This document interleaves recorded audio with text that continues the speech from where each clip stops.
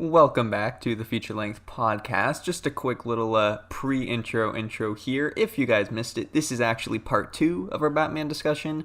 Part 1 of our Batman discussion has already been posted on YouTube and all the other places where we post our audio, Apple Podcasts, Spotify, all that. So that first part is a 2.5-hour discussion about some of the context of the Batman movies, Batman Begins, and the first part of Dark Knight. And then this episode right here is going to kick off shortly. You'll hear right into it with the second half of Dark Knight and into Dark Knight Rises. If you missed it, go back and listen to that, and hopefully you enjoy. Thanks, guys.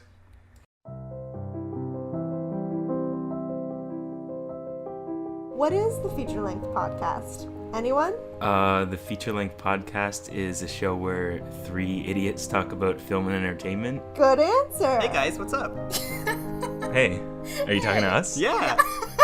I'm talking to the voices in my head. I truly don't know. It felt like a fever dream. I swear to God, I could not. It sounds so stupid hearing that. If you're listening to this is a podcast. Welcome back to the feature-length podcast. Welcome back to the feature-length podcast. Welcome back to the feature-length podcast, a podcast where we talk about movies and TV for a feature length of time.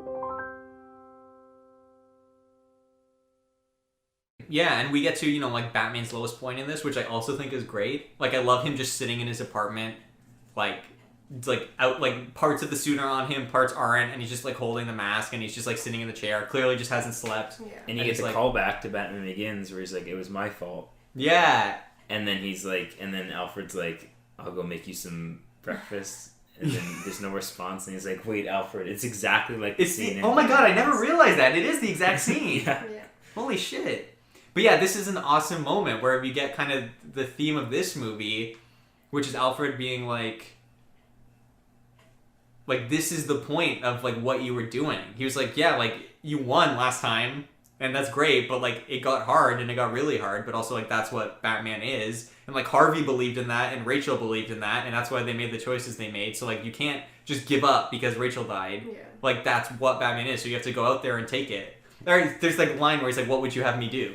And he's like, endure. You be, be the hero that they need. And, it's so fucking and then he's sick. And then he's like, how did you catch that thief in Burma? We burnt the forest to the ground. It's so good. It's so good. It's so awesome. And I love, and then again, when you get to the ending with Lucius, where Lucius is when they have the whole surveillance system, which I guess probably is a commentary on the early 2000s and surveillance and how that became NSA. an issue and NSA and all that, but whatever. And Lucius is like, this is wrong. Yeah. And Bruce is like, I don't have a choice. And that's the callback to burning the forest down, where he's like, this is what it's gonna cost, and this is what I'm gonna have to fucking do.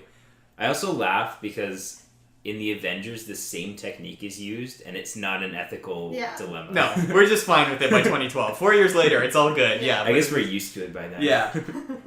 And I love when he's like, as long as this machine's here, I won't be. And he's like, okay, when you're done, type in your name. Which has such a beautiful callback when he types in his name and it destroys the machine. And I'm like, fuck, that is so, again, it's so perfect and so good that, of course, this is one of Bruce's best friends. And, he knows that he would have a problem with it. So he's like, just this once. I just need you to do this. It's so awesome. But yeah, then Bruce goes to hunt down the Joker. There's also the boat experiment. Yes. Which 2 boats maybe blowing each other up. That was actually a genuinely interesting experience. Yeah, it was. It is I know great. a lot of lives at risk, but kudos to Joker. Yeah. Good. It was a great Joker. third act. Very interesting, Very clever. And we've talked about this before. I don't know if we've talked about this on the pod or privately or just Dan and I have talked about this. I don't know. But my whole theory with this was always that, he says if you turn the dial, it blows up the other person's boat. Yeah. But I always assumed that if you turn the dial, it would blow up your boat. Oh. I always thought that. Because just a callback to what happened with, Rachel and Harvey, where it was always He doesn't really he was, exactly, where it's kind of he's doing this experiment on people, but he's, punishing you if you make the choice, the quote-unquote bad choice of, killing other people or whatever, where it actually would kill you. Interesting. And I never you thought about that. You never see it, but I love the idea that there are those added, stakes almost, because of the fact that the Joker's fucked with everyone so much up to this point. There always is the chance that you could just be blowing up your own boat. Yeah, it's awesome. Although, one could argue it would be more of a punishment to live with killing the other people. Sure. I mean, So either who way. knows? But it's left ambiguous. But that's the cool thing could is be that either it doesn't way. matter either way because Batman saves the day. But Yeah. like, and I also love the idea that, you know, I mean, it probably wouldn't happen, but like, I guess everyone was good enough to just not kill the other people. Yeah. I don't know That if that was would really really happen, ideal. but it's idealistic. Yeah. You mess with one of us, you mess with all of us. Like, it was sort of like, okay, I don't know if this would actually happen. True, but I do love that on the prison boat they decided to just throw away the dead. Yeah, I love it. It's very endearing. It's awesome. Yeah. And I like how on the civilian boat, they're all like, yeah, of course we should do this. And then no one wants to do it. And they're Yeah. like, oh, actually, we can't do this. It's like, yeah, it would be incredibly difficult. Yeah. You know something I love about this that's such like a understated thing, but it's just obviously the Joker's whole thing, and we get to this at the end when they talk with Harvey. Is Harvey's like the Joker picked us three to fuck with, and I love in particular like how much Gordon gets fucked with, and I love how like at the end there's like the hostages or whatever. There's like the guys like in the building holding guns, right? Oh, yeah. And Gordon's like, cool, we have the shot. And Batman shows up and he's like, it's never that easy. And with the Joker, there's going to be something fucked up. But I love how Gordon is so, like, worn thin at this point. Where, like, Harvey's missing. ready. Harvey, he thought was dead, but was alive, but now is missing. And everything's gone to shit, and nothing is going right. And there's all these hostages. And it gets to the point where Batman's like, you need to let me go in there. And Gordon's like, we have clear shots. We're taking the fucking shots. And Batman's like, no. Yeah. And Gordon literally pulls a gun on Batman, which I Yeah. just think is, like, so cool in terms of like how far the Joker has pushed him at this point, where he's like snapped. He pulls the gun at Batman. And he's like, he literally says like, we have to save Dent, and then he says, I have to save Dent, because he's lost it. He's like, I And need it's to also do this. because he's covering up that Dent's missing. Yes, at all. and So, he like, also just got promoted to commissioner. and then he gets a call that his wife has been kidnapped. I know, it's like so everything brilliant, is, yeah. like converging. His whole life is collapsing. I love it. I love him just like shaking, holding the gun on Batman. Yeah. Like, I need to do this. Please let me do this. And Batman is like, no. And of course, Batman's right, because there's another switcheroo where the guys with the guns are actually hostages. Yeah. Awesome, nice little twist. We get the awesome SWAT team sequence in the building. Batman The just fucking sonar up. sequence. So good. Yeah, It's so good, dude. it's cool. There's a really minor detail that I always have a problem with, though. On the sonar image, you wouldn't see like the Joker's makeup colors. No, like it no, would of just be course not. solid like Yeah. Yeah. images. Oh, But well. whatever. Movies be movies. Yeah. Yeah, and then we get the final confrontation with Batman and the Joker, which is really great. When he Thinks he's gonna kill him, but Yeah. he doesn't. Well, I love first when like the Joker has him trapped, and he's like, "Oh, we're gonna see the fireworks," and they don't kill each other. And he's like, "Not everyone's as fucked up as you are." And the Joker's like, "Okay," and he goes to do the thing, and I just talk about just an awesome like line of dialogue callback. Yeah, so then you get the like it's one of my favorite callbacks, where Joker like has Batman. And he's gonna blow up the ships, and we get the third time of, do you want to know how I got these scars? And then Batman goes, no, but I know how you got these. Yeah. And he shoots the fucking thing at him in the head that from the gauntlet that we see early in the movie, and then throws him over. And just like, I know it's such a dumb like action movie thing, but as a kid I was like, that is so cool. Like it blew my mind. I was like, that was such an awesome callback. And I love though, as the Joker's falling to his death, that he's just laughing. Because he's like, he would. I won, I did it, you killed me, and then Batman saves him. And when he pulls him back up, he's like, You just fuck. couldn't. Yeah, he just couldn't. Yeah. And this whole last monologue is so good. Yeah. It's so brilliant. Everything he says about how, like, yeah, you think, but not until everyone's spirits break completely. And, like, I have an ace in the hole, and my ace is Harvey. And Yeah. It's awesome. I mean, we like rather than even talking about it, like I would just suggest go like listen to that. Yeah. I'll just put the monologue in here. I'll just edit the monologue in here because it's so good. But I just love that, like, his last lines, and it's unfortunate, like, Heath Ledger, like, obviously, it's his last scene in the movie, and, like, this last time we get to see him as the Joker, but his last lines are, like, like, you and I are destined to do this forever, which I wish. Oh my god, can you imagine if he hadn't, like, passed away and we just got more of him? Yeah, but I think like, sorry, I know you had something else to say. No, real go quick. for it. Like, I think whether or not he was still alive, like whether or not he died, and like they would have used Joker again, I'm like, what I'm trying to say is I'm not so sure, because this movie feels very much like it meant to wrap up the Joker stuff. Like, the Joker says that thinking that it's true, but then like after he takes down Harvey and takes the fall for it, it's like that was the the solution to this whole thing. Right. That the Joker didn't anticipate. Right. And even though it went on to affect Batman for years later, like, that was a suitable solution until the events of Dark Knight Rises. Mm-hmm. So I genuinely don't know, even if Heath Ledger was still alive, if that would have been, like, part of the third movie. I don't know. Well, I mean, that goes into, which we'll talk about, like, what even was the future of the franchise originally going to be or whatever. So, like, we'll see. You gotta wonder. Well, yeah. But then obviously, like, his very, very last line is madness is like gravity, all it takes is a little push, which is just awesome. What an awesome last line. Yeah, and the laugh. And then that's it. That's our last of Heath Ledger. Yeah, I like how it's shot too with, like, he's upside down, but it's shot like... But he's just... Yeah. But it cuts back to Batman right side up, so it's just like a regular conversation. It's really great. And then we get our ending with Harvey, which is so tense. Yeah. Like, rewatching it, it's just like, it's nerve-wracking, but it's so cool. Yeah. With Gordon having to pick the family member that he loves most, which, as we established because of one scene, it's his son. He doesn't give a shit about his daughter. Does not give a shit about It's weird that they didn't, like, because Barbara Gordon, his daughter, is like a comic book character. It's weird that they didn't focus on her rather than his son. Yeah, I don't know why. Does he have a son in the comic? He does, and his son is actually a villain at some point. Oh. He has, like, psychological trauma, and he becomes, like, an evil mastermind or something. It's a whole thing. Oh. It's actually, it's a lot better than I am making it sound. It's not that stupid. It works. But anyway, my point is Barbara Gordon is a much more prominent character. Yeah, so it's weird that they didn't. But it's also weird that, like, his name is Jim, his wife's name's Barbara, and then their daughter's name is Barbara, and their son's name is Jim. So they literally just named their kids after them. It's really weird. Pick up on that. Yeah, so it's weird. Bizarre. Like, it's Jim Jr. Well, I don't know if they even say it in this movie, but just, like, in the comics, that's what it is. But yeah, I love the scene. I love Harvey's, like, everything he says and his monologue and everything that he's saying about how, like, it's not, like, right, whatever, it's fair. I forget the exact thing. He just keeps, like, saying, like, fair. Like, that it's... Unprejudiced, unbiased, fair. That's great.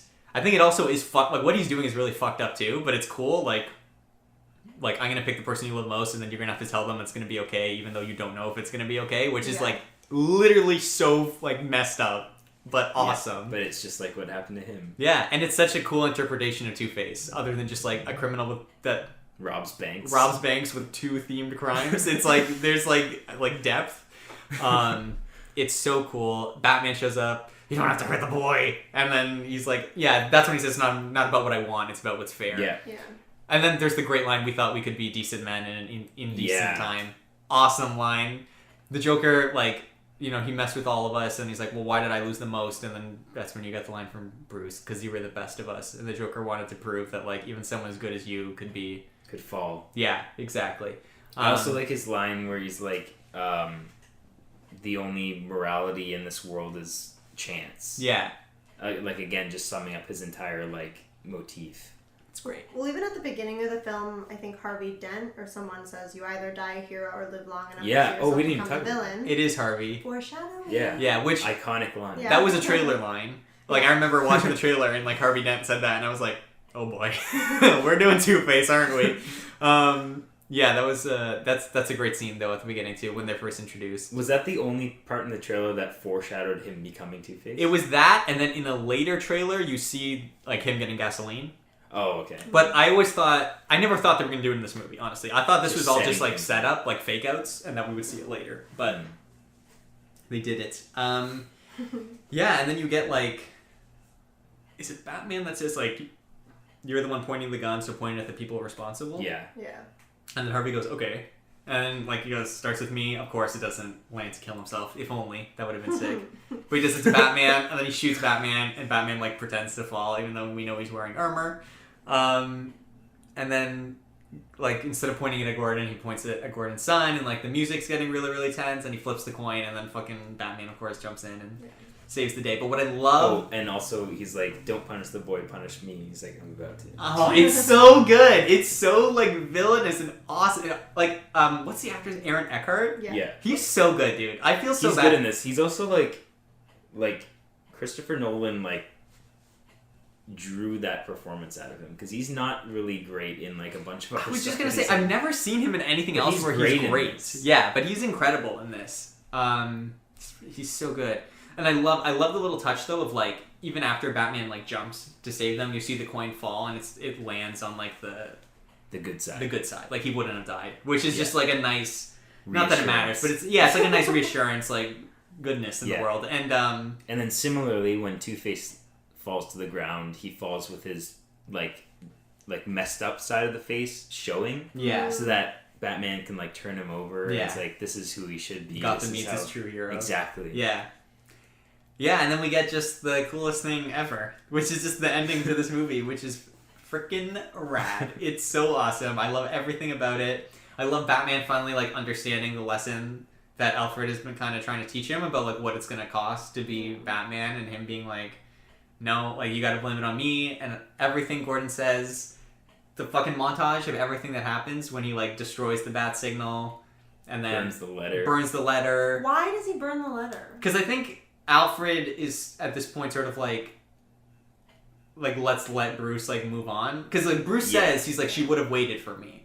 And Alfred is like, well, no. That proves otherwise. Alfred's like, now that she's dead, it doesn't really matter. So, like, I'm just going to erase this from existence. Like, I know, but also, it's like some of the last words from a dead person. Like, at least, like, let what she wanted to say to him reach him. I feel like, I know it's like, Alfred was ultimately doing it to protect him and like, for his own good, but you still can't ignore that, like, she wrote this and wanted him to have it. Yeah, no, that's fair. And we'll never know. Yeah. But to be fair, she does say, like, he says, when do I give this to him?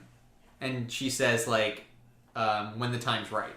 Or whatever. Okay. So, I'm sure she wasn't assuming no. the time is never. I get it, but, like, to be fair, at Maybe least she left him a copy. It gives Alfred an out of like, I guess like rationalizing like, well, there would never be a good time. Like, let's just let him live with like this happy memory and like. Sure. And I mean, it is played off as controversial. Like in the next movie, he's like, how dare you do that? Yeah. So goodbye, Alfred, and then Alfred leaves. That's what happens. And then the next scene is like, Alfred. Yeah. He's like, get out of my house, and then he's like, huh? Surprised that he left. Yeah. Yeah, but you get here. Do you want me to just like read the speech? Yeah, sure. Why not? Because it's too good to like not. Right How do you find all of this so quickly? I'm just it shows here. This isn't the first time he's done this. He references it often. Dark Knight.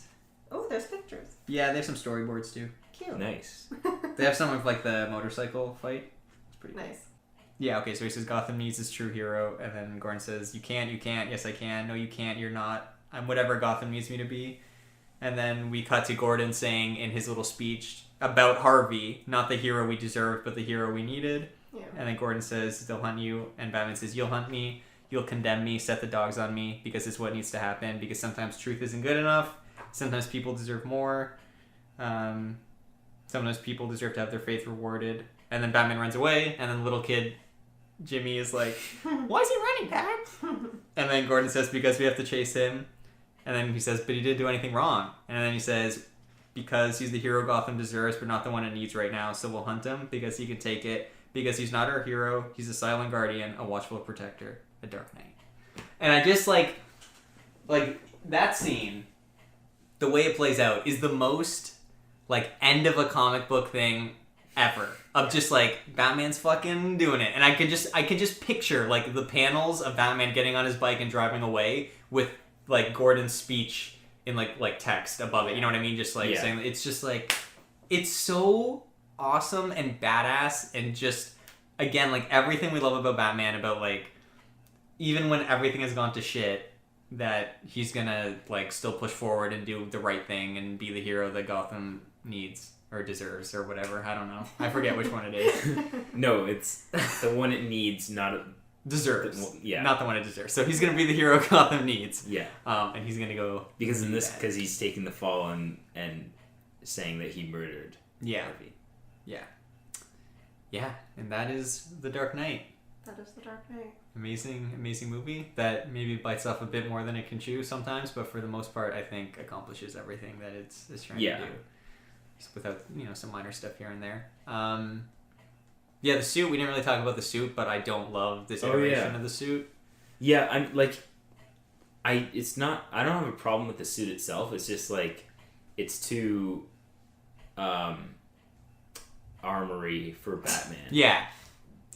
It's not even really Batman-y at a certain point now. It's just kind of like a military suit with a cape. And it's just sort of like I wish, I understand the first suit is like the first iteration, and I would think the way most of these comic book properties go is that each suit after kind of becomes more comic booky and it becomes less like quote unquote realistic because it can be more comic booky. Yeah. But with this, it's like they go the opposite direction where it becomes like more military. Yeah. And they got away with more in the first one, and then it's like, you don't have to do this. Exactly. But yeah.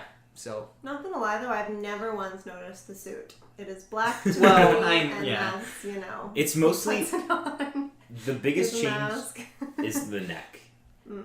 Like, it's too skinny in the neck area for me. That's like my biggest problem with the helmet is very like tight to the face. It looks like a biker helmet kind of. And even just the idea that everything is made of like individual like plates or whatever. I don't know. It just doesn't look like a comic booky it just looks like a military suit. Yeah. So whatever. It is what it is. With a cape. Yeah, with a cape. But like we talked about, like obviously, like if you're gonna change the 5% of anything, at least have it be the stuff that's like you can change the look of the suit without fundamentally destroying the character. You know what I mean? So it's not the end of the world. Yeah, I will just say, like as a lead-in to quickly talk about what I wanted to with like the creation of Dark Knight Rises, like with this whole quote-unquote trilogy. Something that's always frustrating to me is that it was never like meant to be a trilogy. So like we talked about with Dark Knight, they were just kind of like, let's leave it all on the table with this movie and see what happens. And even though it was a success because Heath died, kind of everyone involved was like, well, we're not going to be able to do better, so let's just leave it and not make another one. And it was only after kind of a lot of pressure from Warner Brothers and like a handful of years went by that they were sort of like, okay, maybe let's do another one. And so they came back for Rises. So even just the inception of Rises to me is a little bit like, Inception, yeah. What came up between Dark Knight and Inception! Rises. Oh my god! And I always wondered... the subtle just mark. Yeah, I guess they couldn't see that.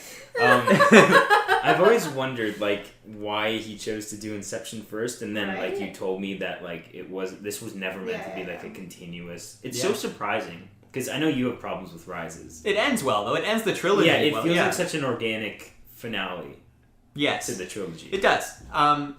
So the fact that they made all of these up as they went along is very impressive. It's crazy. Yeah, I mean, like, my biggest problem with Rise is, like, I'll just say, like, I don't think any of us are really going to bitch about the stuff that most people do. Like, how did he get back to Gotham? Like, no. And there's... that doesn't make it a bad movie. Like, who cares? No, it's a small detail. But also, like, there's even kind of explanations for that, which we'll get to when we talk about it. But, like, for me, my biggest problems are, like, however well it ends the trilogy, it to me is like, okay, stick with me here, guys. Oh, God.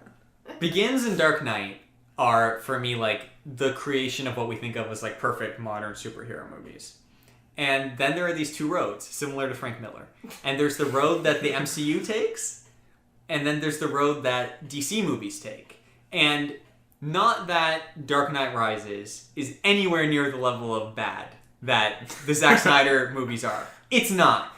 But, to me, it's like, after the success of Begins and Dark Knight, the choices that were, like, made, to me, it's like the MCU road was, okay, what we need to do is, like, distill these characters to their core values and then just make a good movie around that. Yeah. And then the other road was, superhero movies are good when they're serious and dark, so let's make serious and dark action movies. And Rises, again, still better than the other ones, but to me is very much a stepping stone of, like, being less concerned with, like, doing really awesome adaptations of characters and, like, really nailing the character adaptations and more concerned with just being, like, a cool, fun, like, gritty Christopher Nolan themed action movie.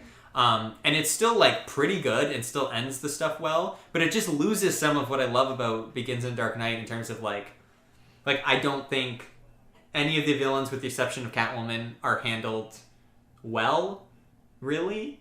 Like, overall, like, they're changed so much that they start to feel a little bit like, who cares? And then, even with Batman, I don't love Batman's characterization. But, you know, we can talk about that when we talk about Rises. But, yeah, that's kind of like the preamble of, like, how Rises came to be, was it just no one wanted to do it, and then they decided to do it. And somehow they still, again, made a pretty solid movie that ends the trilogy well, but it really is the stepping stone, and like I mentioned earlier, like, in terms of even where Batman goes in pop culture, like, the idea that in a post-Begins and Dark Knight world that, like, the Batman universe just needs to be really serious and gritty, and, like, losing, I think, some of the elements of what actually makes those first two movies, like, truly amazing. And again, not as bad in Rises as will be, but it's just like those original seeds of, like, there are things that I'll point out of just like some weird choices where I'm like, you're losing a little bit here and like focusing too much on the wrong things, I feel like. But I don't know how they managed to turn it into a functioning trilogy. I don't know how. It's kind of magical when they didn't want to, but this is very interesting because I like the characterization in this movie. Okay. And also, I think this movie isn't any more gritty than The Dark Knight, in my opinion. Like, there's some pretty fucked up stuff in The Dark Knight. No, okay. Let me, yeah. I think tonally, yeah, they're similar. I think what I'm more getting at is, like, in terms of from the story elements, I feel like the story elements in Begins and Dark Knight were approached from, here are, like, interesting ideas we have for the characters, and, like, let's build this story, and then, like, it'll be grounded. Whereas I feel like in Dark Knight Rises, a lot of the story elements like, a lot of the grittiness informs the characters instead of the other way around. Like, I feel like Joker is not Joker the way he is in Dark Knight because they were like, let's do a gritty Joker. It was just like, let's do a cool interpretation of Joker. And same with Scarecrow and Ra's al Ghul. Whereas in Rises, I feel like it very much is, what's the gritty version of Bane look like instead of, like, how do we tell a cool Bane story? Or what's the gritty version of Talia al Ghul look like? Catwoman, I think, still works well. But in particular with Bane and Talia, it just seems a little bit like, what does the gritty version of that look like instead of what does the best version of that look like, and then let's make it work in the gritty world. That's fair. I mean, like, Bane is a completely different character from the comic book. Yeah, and that's, like, my biggest thing, and yeah. Okay, yeah, even as a person who knows nothing about the comics, I definitely thought that Catwoman was the most realized in terms of the world that they had built. Like, just watching it, like, sure, Bane and Talia were probably more prominent in terms of the whole film, but I felt more comfortable with Catwoman, maybe because it was Anne Hathaway, and just in general, I love her, and, like, she did a great performance. And even though she didn't have the most screen time, I think, in terms of the quote-unquote villains, I know at the end she, like, helped Batman, so, like, she wasn't entirely a villain. But, yeah, I felt like she felt into the world that Christopher Nolan had realized the most. And then Bane and Talia were totally different. And also just in terms of myself, I remember being totally shell-shocked finding out that Tom Hardy was Bane, because it didn't sound like him at all because of, like, the insane voice, which I'm sure we'll get into as we talk about this third movie more. But I was just like, if you told me it was Tom Hardy, I would be totally shocked. Because in general, he was so huge, just physically. Yeah. Like, even when Tom Hardy gets, like, quote-unquote, like, fit for roles, like, this was an insane size for him, and at no point he, like, spoke in his natural voice, or, like, I know he's British in real life. Okay, has anyone ever heard Tom Hardy's natural voice? Say, He's in, like, interviews. I don't know if I've heard is that an an act? interview. He's British. No, I know he's British, but I'm convinced, like, he's always doing a fake voice. Like, Or- I don't think we've ever seen his true voice He form. can't put on a fake accent every time he's in the Maybe he's just a really good actor. I don't know. I don't know what to tell you. He's always on. Yeah, but regardless, as Bane, I would have never guessed it was Tom Hardy. And, like, Talia, I know, like, it was only revealed she was, like, evil at the end of the film, so we weren't supposed to be looking out for her as an evil character. But like I said, like, Catwoman fit in, I feel like, very well, and, like, Anne Hathaway played the part very well. So I felt like it was very natural to have her in the series. And, like, I don't know, I was kind of, I know it was, like, at least by the time I saw it, it was, like, it was a trilogy. I wasn't expecting, like, another film with Catwoman in it or whatever. But I did like the chemistry between her and Christian Bale, and I thought it worked really well. And also just, like, her on the motorbike was, like, sick. Yeah, that was awesome. Yeah, I mean, I will say, like, I think part of what maybe you're stumbling upon, even necessarily not having, like, comic book knowledge or whatever, is just the fact that Catwoman is the only one that feels like anything other than just kind of a badass ninja. Yeah. And you know, Dan and I have talked about this to death, and like regardless of a lot of the like small details of Bane, at the end of the day, like in this movie, Bane is just kind of good at punching. Well, like, I don't know, Bane, like, especially in this film, seems almost otherworldly strong. Right. And I think, it may be because they were trying to make us think, like, he is the kid who got out of the pit. So they're like, we need to make him strong as fuck. And, like, it wasn't him in the end, obviously, as we all know. Yeah, because we got that twist, Yeah, but, like, maybe that's why they hit it over the head. But, like, yeah, especially in the scene where, like, Catwoman led him. I mean, we'll get there, like, if we talk about it chronologically. But when Catwoman led him to Bane, and, like, Bane and Batman had the fight, like, he just seemed, like, otherworldly strong. You cannot beat him. Like, and, like, he has, like, ties to all the Ra's al Ghul people. So he is also, like, otherworldly strong in the fact that he has the ability to influence the quote-unquote, like, entire world. I guess, Theatricality and deception. And powerful agents. Yeah, he has all of that. But even then, just, like, the entire film, I just, like, had this overwhelming sense of, oh, you can't beat him. Right. Well, okay. But, like, he's just a dude. Here's the thing. Strong and, like, has this mask, which in theory makes him very, very weak the second you ruin it. Okay. But I don't know his backstory, so Marco. Let's do it, because you know what? We're already talking about the villains. Let's just get this, let's just clear the air. It's the biggest part of it. Well, I feel like this is what make or breaks the movie, and I think, even though, like, I think we're on different opinions of it, to a certain degree, we all think this movie, I hope I'm not speaking out of turn, is lesser than the other two. Oh, yeah. Yeah. And I think primarily it's mostly because of, like, the villains and the overall, like, what they bring to it. Compared to the earlier ones. Compared to Ra's al Ghul and Scarecrow and Heath Ledger, obviously. But I mean, even I think, like, these are, like, Bane is definitely the weakest trilogy villain. Yeah, absolutely. And no pun intended. No. So, in the comics, Carol. Yeah, thank you. Okay. Bane is this guy who dresses like a luchador. I have a picture for you here. This is Bane. Oh, he's huge. Yeah, well, he takes this... He's a mountain. He's just a guy that uses this serum called Venom, which is like steroids. Venom. It's called Venom. Relation. No relation to that awful Tom Hardy movie. Like, I know, but it seems a bit... I know. What came first? They were both in the 90s, weren't they? Bane bought that Venom comic that I was telling you about. Oh, yeah. So, okay, I should say, so, like, in the 60s... Bane was created in the 90s. Okay. Bane was created in the 90s in the edgelord era. Because Bane is the most edgelord character ever created. But in the 60s, there was this story they did where basically Batman, like, couldn't save this kid from dying because he wasn't, like, strong enough or whatever. And so he starts taking this steroid called Venom, which is just, like, a regular steroid that, like, people would take. But it was just called Venom. Okay. And so it's just, like, a drug story where he has to, like, stop taking drugs. Okay. It's just a cool little adventure. Then in the 90s, they make this character called Bane, and they're like, what if Bane took Venom, but now Venom was, like, improved, and it turns you into the Hulk? So that's where that comes from. Okay. So Bane... So it is connected to, like, Venom, as in the venom that Venom takes? No. Okay. No, that's just... okay. That's completely... You know what, Carol? If you could just eliminate all knowledge... Confusing. Just any knowledge of Venom. Okay, but why did Tom Hardy do both of them? I don't know, because he clearly is checked out in Venom. He does not give a shit. Okay. I'll try to forget. But in that movie, he's also doing a funny accent. Of course he is, because he doesn't speak. Okay, so Carol, these 3 volumes here. Yeah. And for the listener, we can take a picture of really this. Yeah, we need to take a picture, because that is a lot of paper. This story is called Nightfall, okay? I don't know what the best way to take it is. Okay. This whole story is called Nightfall. Okay. This is where Bane is introduced in the 90s. Okay. And the premise of the story... He's throughout all 3?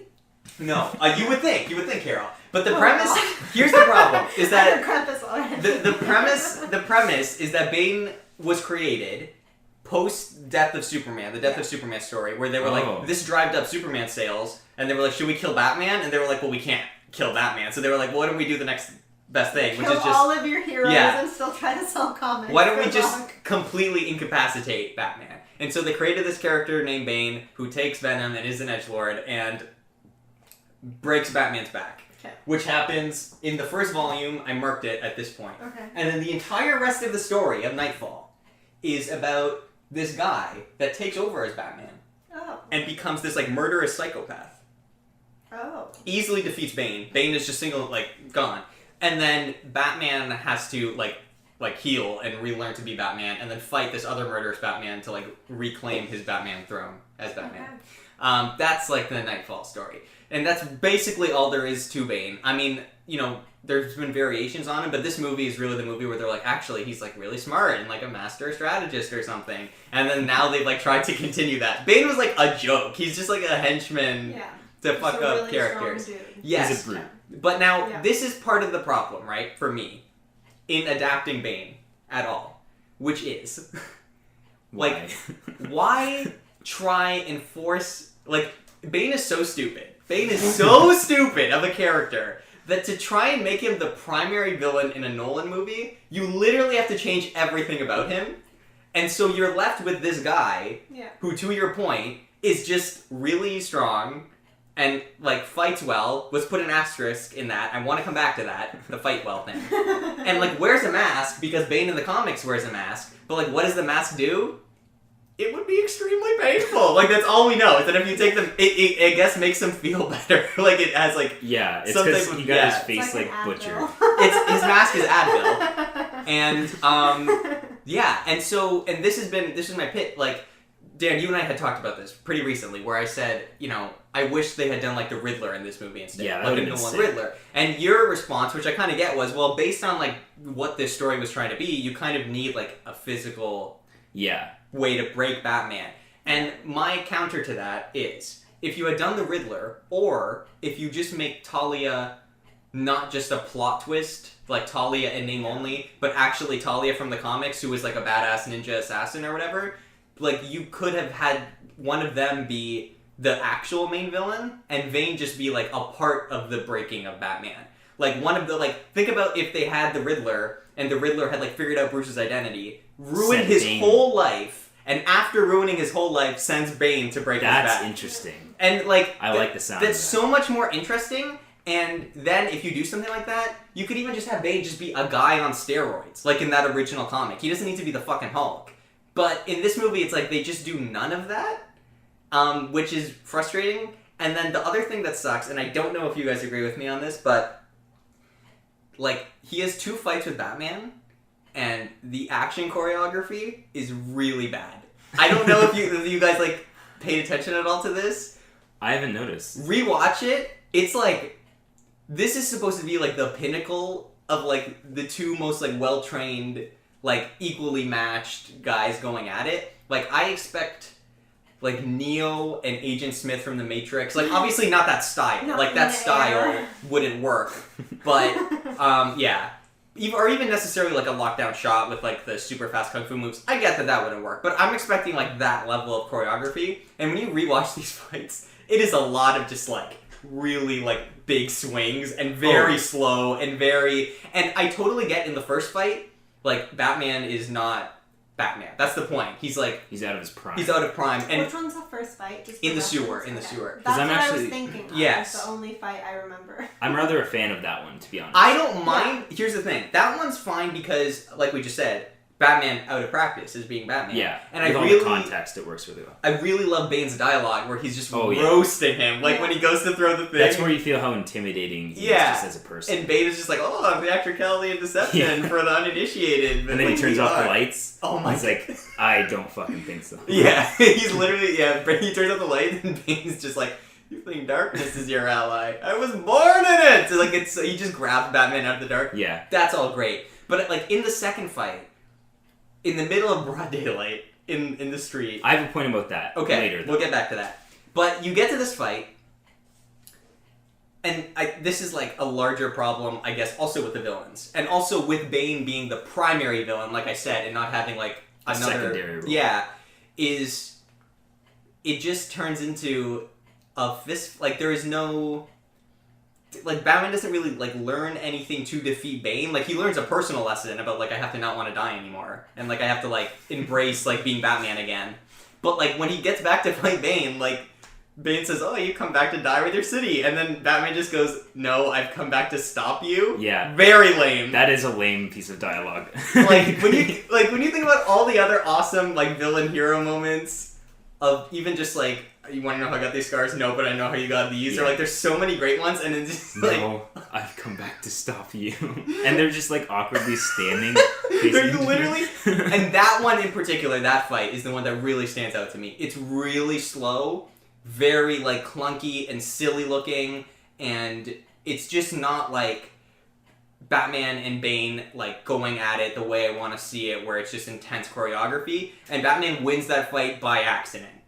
He doesn't go in it with a different plan than the original fight. It's just he shows up, they're fighting, he accidentally realizes that the mask is stopping Bane from being in pain. Literally by total accident. No, someone tells him. Actually, yeah, that's... In the prison. Yeah, so I would argue that is, like, technically something he learns to, like, use against Bane. Like, I think he purposely knocks out the mask. That was after he leaves the prison, and, like, one of the guys who's in there with, like, I think the blind guy. Or the doctor, yeah. Yeah, it's like, no, like, that keeps him comfortable. Okay. So he knows like, knock it. Yeah. then maybe this is... In his defense. Sure. In defense of Batman. That's I mean, you don't have to defend Batman to me, but I just, like...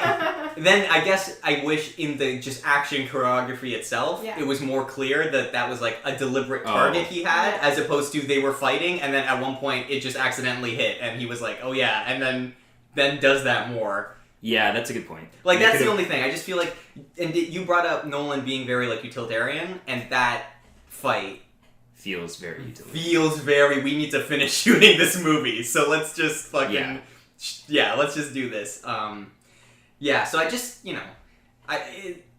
Bane and then Talia, obviously, who shows up just to be a twist, and again, nothing like Talia. And so I think that's why, like, they stand out, whereas at least with Catwoman, even if you're not a huge, like, Batman fan, there's enough stuff there where it's like, oh, I, like, understand that this is, like, a character with, like, very specific character things that feels like a comic book movie villain and not, like, just some antagonist, some general antagonist. Yes, so. And, like, including Catwoman in this final movie is perfect, I think, because once you introduce Catwoman, you introduce help for Batman. Yes. And you can't have, like, a quintessential Batman series where he has... Like, for example, I'm not even big of a fan of, like, stories where Robin is a thing, because I like Batman being, like, a lone hero. Yeah.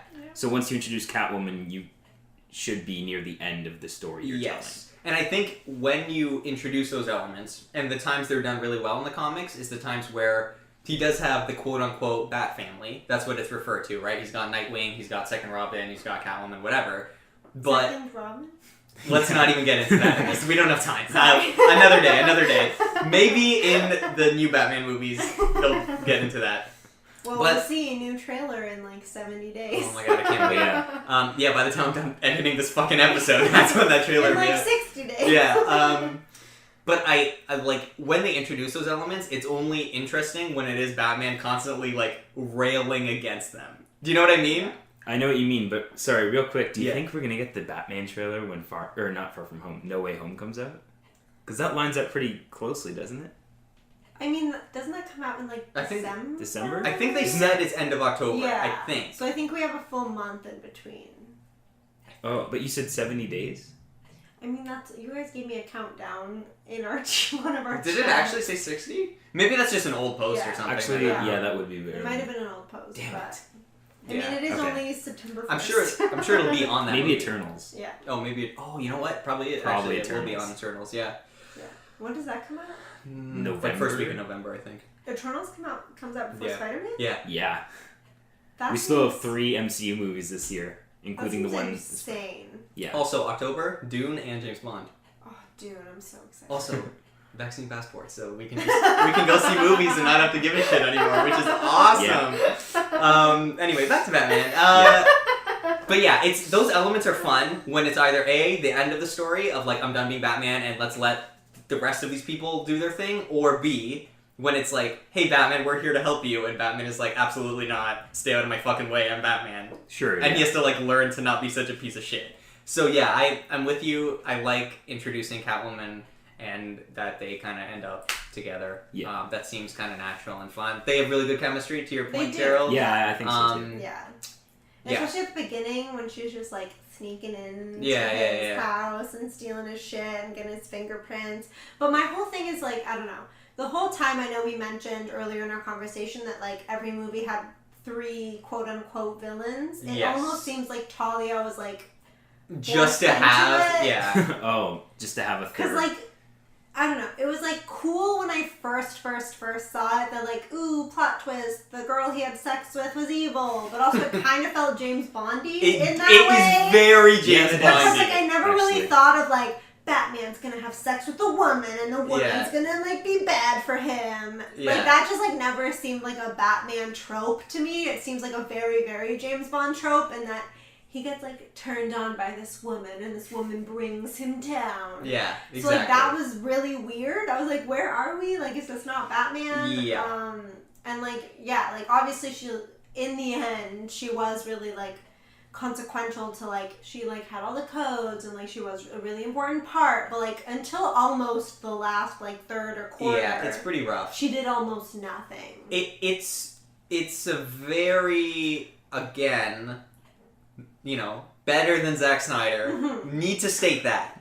Yes. But that's a given. In terms of like the C's I'm talking about, right? Of like seeing where the DCU goes after post Nolan leaving, it does feel very. This is a thing from the comics, so let's just call this character's name from the comics, and you know, comic book fans will be happy, and regular fans will be like a plot twist. But yeah, like upon rewatch, it's a little bit frustrating because I really would dig the idea of the actual child of Ra's al Ghul, like, purposefully ruining Bruce's life and us seeing that. And so the fact that it ends up not being Bane, and it was Talia, but we get, like, two Talia scenes... doesn't do that much. And we get, like, 2 scenes with her being evil, though. Like, she's in the movie, fine. And also, like, one of her scenes is, like, post-sex, where you assume she isn't ruining Bruce's life. Yeah. In theory, giving him Okay, direct pleasure. also, I have to be perfectly honest. And, you know, look, there's the video Batman Can't Stop Thinking About Sex. Very funny. All those Batman videos with Pete Holmes, very funny. I highly recommend.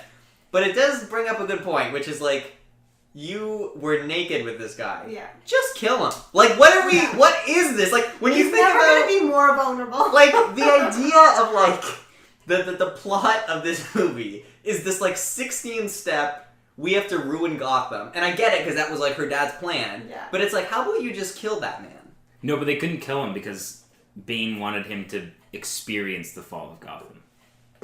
That's why... They could have killed him, like, a week later.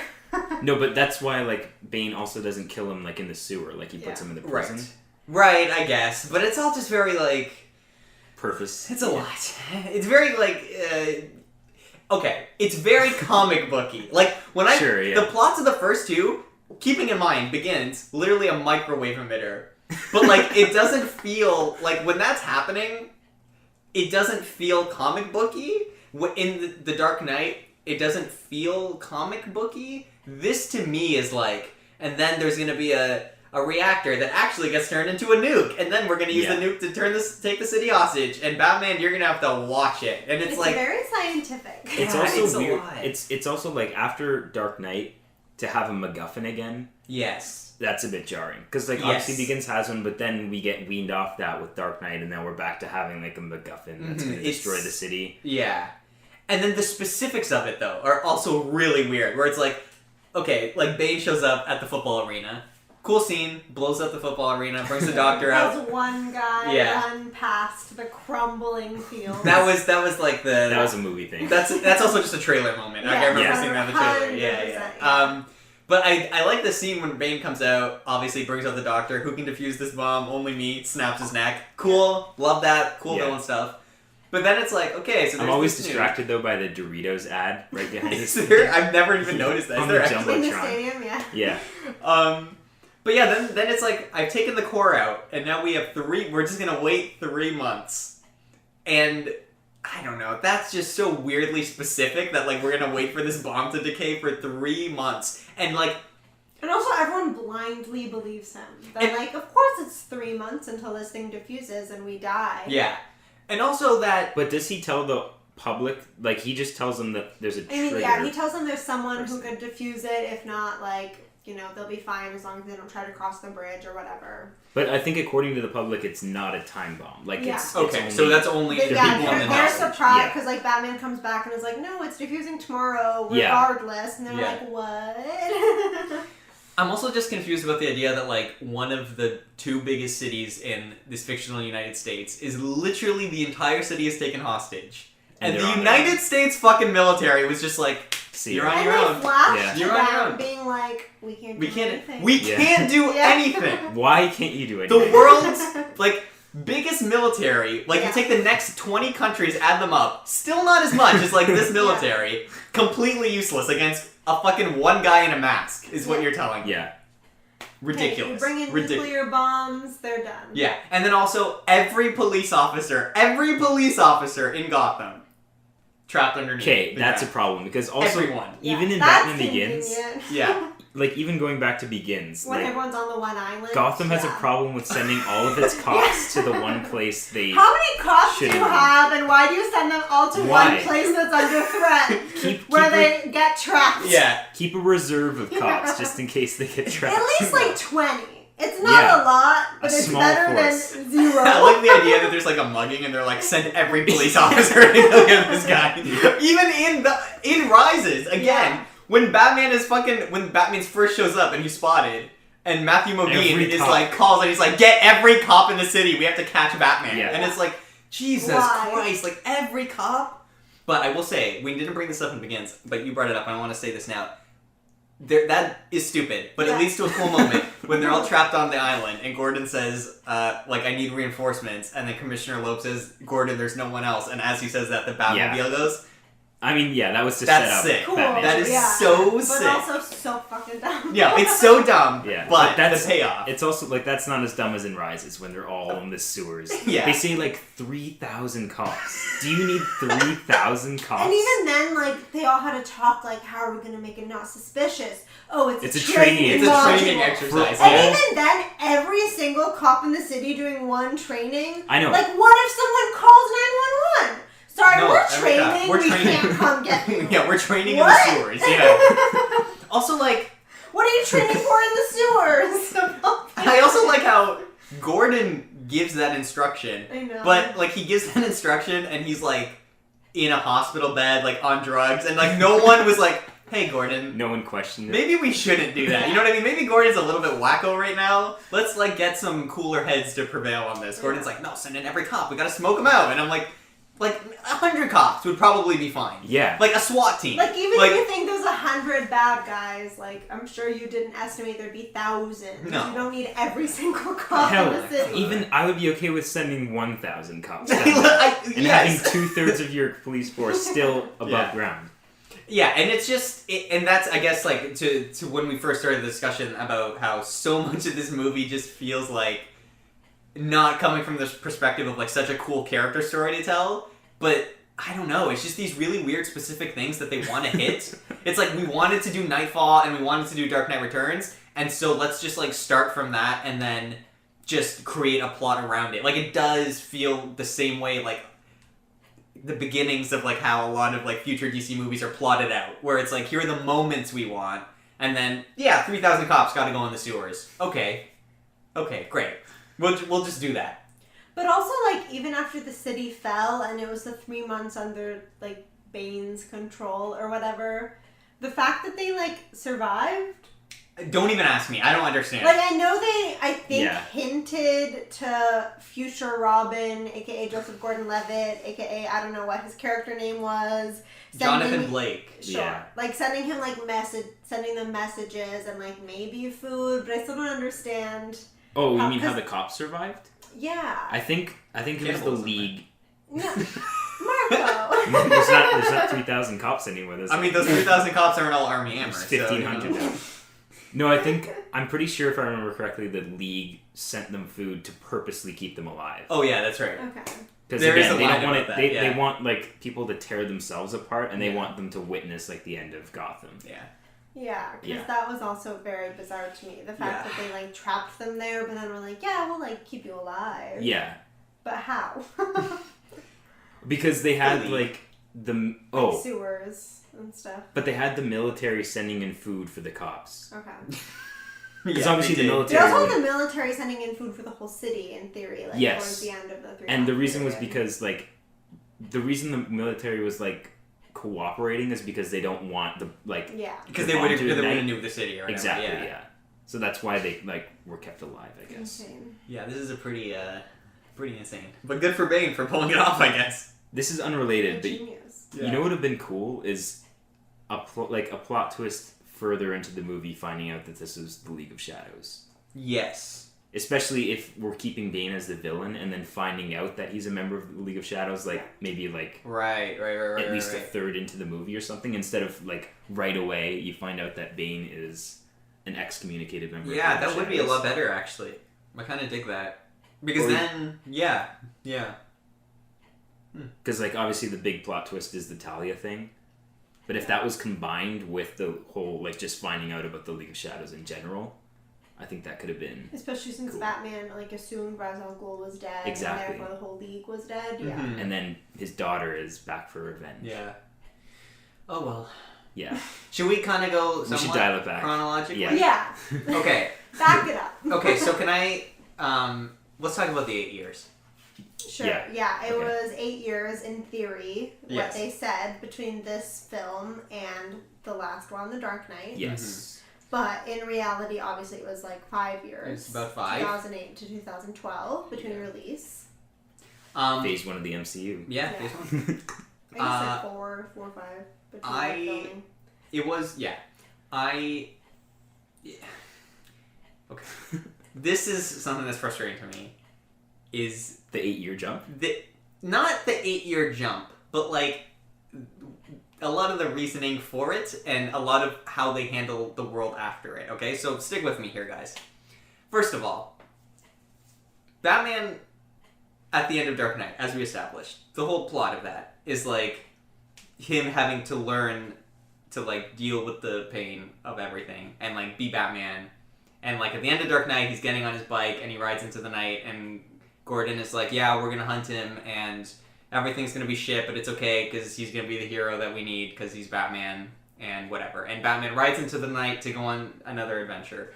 Except, I guess, Batman rode into the night to go back to the Batcave to never be Batman again for 8 years. Which, retroactively, I am not a big fan of because it, almost takes away, I guess, a little bit of, the badassery of, the ending of The Dark Knight to me. And maybe that's just my interpretation, totally possible, but I always felt the ending of The Dark Knight was very much no, I'm gonna be Batman in spite of all this bullshit, and that's what it is. But instead it's no, he just stopped. And it just feels weird because it's again, by the end of The Dark Knight, the resolution is, yeah, I'm fine with the Rachel thing.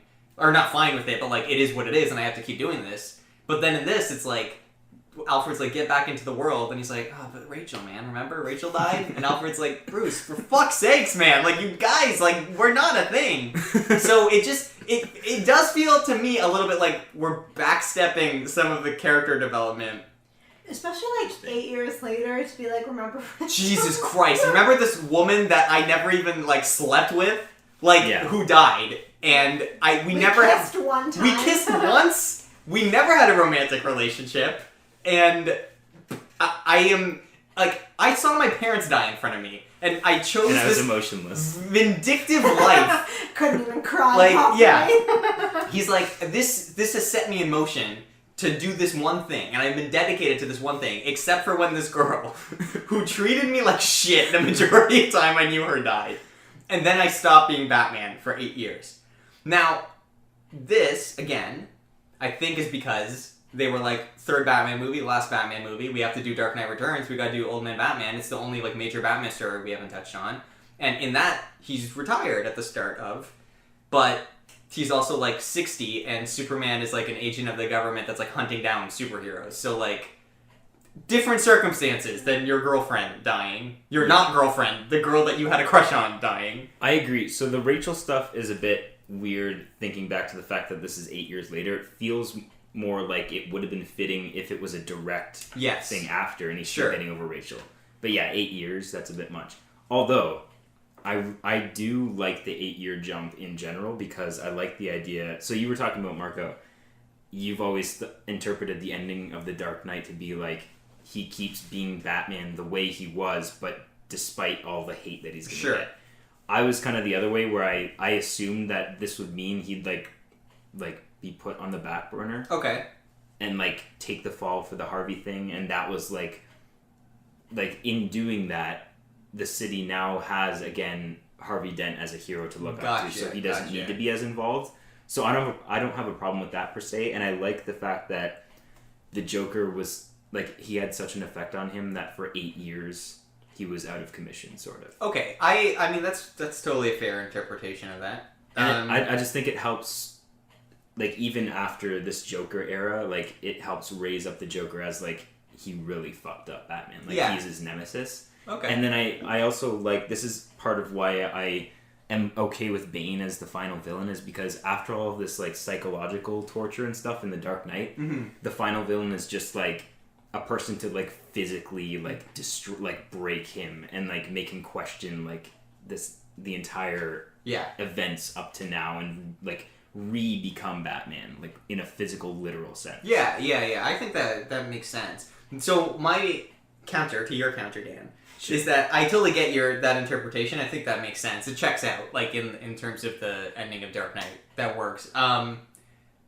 I also though kind of wish that instead of like Bane breaking Batman after he had just become Batman again, the idea of Batman has been Batman post Joker and is fucked up from it, and the city does hate him, and so it's like we meet up with Batman at the start of this movie who is totally psychologically damaged and fucked up, and then Bane breaks his back, much like how in like the original Nightfall he had just finished fighting all his villains or whatever. You know what I mean? Yeah, so, that like, could have been cool too. Rather than, I just had like an 8-year break and then I came back, but I sucked at it. Like, either way, like, it's kind of the same thing of like, he just wasn't able to be Batman in that moment, and so he has to relearn to be Batman after Bane breaks him. So, like, you get to the same place. It's just the circumstances. It's just the circumstances are different. Yeah. Yeah. Now, here's the other thing, though, that I don't know how you guys feel about. I feel pretty strongly about this one, though. Like, the whole ending of Dark Knight, fair enough. This one, though, it's kind of weird, okay? And I need you guys to really stick with me here. Okay. Okay. Batman Begins. Batman shows up, right? First adventure. Fights Ra's al Ghul, saves the city. Gordon says, here's the Joker card. May or may not have, like, perfectly lined up with the Dark Knight. We said we weren't 100% sure. One way or another, whether or not the beginning scene of the Dark Knight is, like, before that scene, or if it's maybe a little bit after. Dark Knight is, like, a direct sequel. Yeah. Because, like, regardless, Batman says, this guy again. So, like, it's literally, like, right then. So, basically, Batman has gone on, like, 2 adventures as Batman. Batman's been Batman for, like, a year. Yeah. Okay? More or less, a year. Quits. Okay, whatever. That's fine. If that's the story they're telling, that's the story they're telling. It was a hard year. Yeah, sure. It was a tough year. Then, after 8 years, okay, there are, like, children who were, like, infants during the 1 year of Batman being Batman, who are fucking drawing the Bat logo on the street. And people are talking, and they're like, when is that Batman guy gonna come back? As if it's like comic book Batman who's been around for 30 years and stopped being Batman. And then, like, when Batman does come back, it is this big thing of like, the fucking cultural icon Batman came back. But, again, like, in the universe of, like, Gotham Citizens, like, here's what I'm saying. Imagine, close your eyes for a second, guys. Imagine that, like, today, some guy in our hometown of Windsor, Ontario, starts dressing up and beating up bad guys, okay? Just starts fucking up muggers and stuff on the street for like a year, okay? And then stops. And then 8 years from now, an 8-year-old child is like, man, remember when that guy was doing that thing? Wasn't that cool? He should totally come back and still be a hero. I do not even remotely buy people still giving a shit about this Batman who literally was Batman for like a year and went on adventures. I just don't buy it. When Batman puts the fucking flame on the bridge at the end of the movie and everyone is like, Batman's back, I'm like, no one would fucking remember. This was like a fad. Remember when all those people dressed up like clowns and were scaring people? Yeah. Okay. Like, who talks about that anymore? No one does. But that's the thing, it's tough because in the second movie they already had people mimicking Batman. Yeah, so like even within the first year, he had copycats. So you'd like there were like even in the intro scene of the second film, they had like a dozen like fake Batman. Yeah, this really started. Like I mean, I understand that like the fact that 8-year-old boys by the third film that's sketchy, But the fact that he definitely left an impact even after the 1 year, like, is undeniable. It just depends on, I guess, who, like, okay, Joseph Gordon-Levitt, totally buy that, because he's, like, in his 20s. He would have been, like, a teenager. Although, how did he know that Bruce Wayne was Batman? Okay. I know, like, we haven't really talked about anything chronologically, but I don't understand that. We're still on the 8 years, but, like, we will talk about that. Before we get that, I'm starting to question now, like, my theory of that the Dark Knight is, like, directly after, because when I said that when we were talking about the Dark Knight, how I feel like that thing that Gordon mentioned, could have been, yeah. It could have been, but now I'm not so sure, because I'm also realizing that I've always felt the Dark Knight is like in real time after Batman Begins, so it's been a few years. I think it kind of has to be, right? Yeah, for this to work. In that case, it would make sense then. It makes more sense. I mean, I still would have, like, I still dealt like an 8-year-old, but like... Oh, no, I mean, besides that. But like, it would make more sense with the city being like, yeah, Batman. Like, for sure. I recognize who you are, and like, thank you. It is a little bit of Harry Osborn syndrome, where it's like, did these guys just meet, or have they been best friends? Who knows? You know what I mean? It's like, there's clues either way. Yeah. But whatever, this movie clearly wants you to think that he has this impact. So, sure, he has the impact. I mean, it is what it is, but... Like, okay. Like, directors have a fetish with the Dark Knight Returns story, right? For good reason, because it is a great story. It really is. But, like, I just feel like in the DC universe, like, that is, like, an Avengers Endgame level event of, like, you need history, like, actual history with these people. Like, I need more than, like, a couple of adventures... with a given Batman to believe that, like, this old man Batman coming back is, like, this huge emotional moment for people. Like, when the old man cop is with the young cop, right? In that scene where Batman first arrives after the bank heist. Directly lifted from Dark Knight Returns. Like, that is panel for panel, dialogue for dialogue, an exact scene. And it's like, you're in for a show tonight, kid. Like, if this was in the MCU, that guy would have been like a young cop in the first fucking movie, and then they would have recast this guy as an old man 20 years later, and then he would have been the guy saying that, and that would have like meant something. You know what I mean? But in this, it's just like a cop who I maybe had a run-in with Batman at some point, and then there's like a slightly younger cop, but who still was old enough to remember Batman being a thing, who is utterly fucking confused. Yeah, why does he have no idea who Batman is? There's like an 8-year-old who's like, Batman needs to come back, and this guy's like, should I shoot him? What do I do? And I'm like, should I shoot him? What are we, like, make up your mind. Like, what do you want this to be? Like, that's just some of the conflicting stuff where it's like, just fucking, narrow it down, and like, stop Harry Osborning this shit. Like, which one is it? Just pick a lane. Okay. Anyone else have thoughts on the 8 years? Can we talk about the rest of this movie? I've said all that I wanted to. Alright. It's been 8 years. Now can we actually talk about the movie? Yeah. Yeah. Okay. 8 years back in Gotham. Got Gordon alive and well. Love that for him. Except his whole family left him. Well, other than that, he's alive. Yeah. And, healthy enough to be called well. Until he's almost killed again and in the hospital. Poor Gordon. He's had a hard life, man. He always does. I only feel worse for Alfred. All the characters. Yeah. We'll get there, but this movie made me sob for Alfred. I know. It's awful. I was so sad. But yeah, we're at Gotham 8 years later. Everyone thinks, the tide has turned. It's safe as hell. And they are proven wrong. Yeah, I like though that surprise. I like that it starts out with saying like, organized crime, it's wiped out. Yeah. From the events of the Dark Knight. Yeah, like, that was like putting the lid on it. Mm-hmm. Because for the most part, I mean, technically like the League of Shadows is organized crime, but it's not like a mob. Yes. Like we never see that again in Gotham City. Yeah. It's cool. I like when they, whether it's comics, video games, whatever, like can show that progression. Yeah. Of like eventually like organized crime like loses and you're left with the more like crazy stuff after the fact. That's more like a direct response to Batman. Actually, that's a point too. So like obviously in Dark Knight with the Harvey Dent Act, the streets were cleaned very well. And not to say like even they mentioned this in the movie, you're never without crime. Yeah. But there was a significant drop, and that I think also contributes to Batman's choice post Dark Knight, pre Dark Knight Rises of not being as active. Like there wouldn't have been as much of a need Sure, yeah. As there previously was. Yeah, I can buy that. But that was just a side note. Anyway.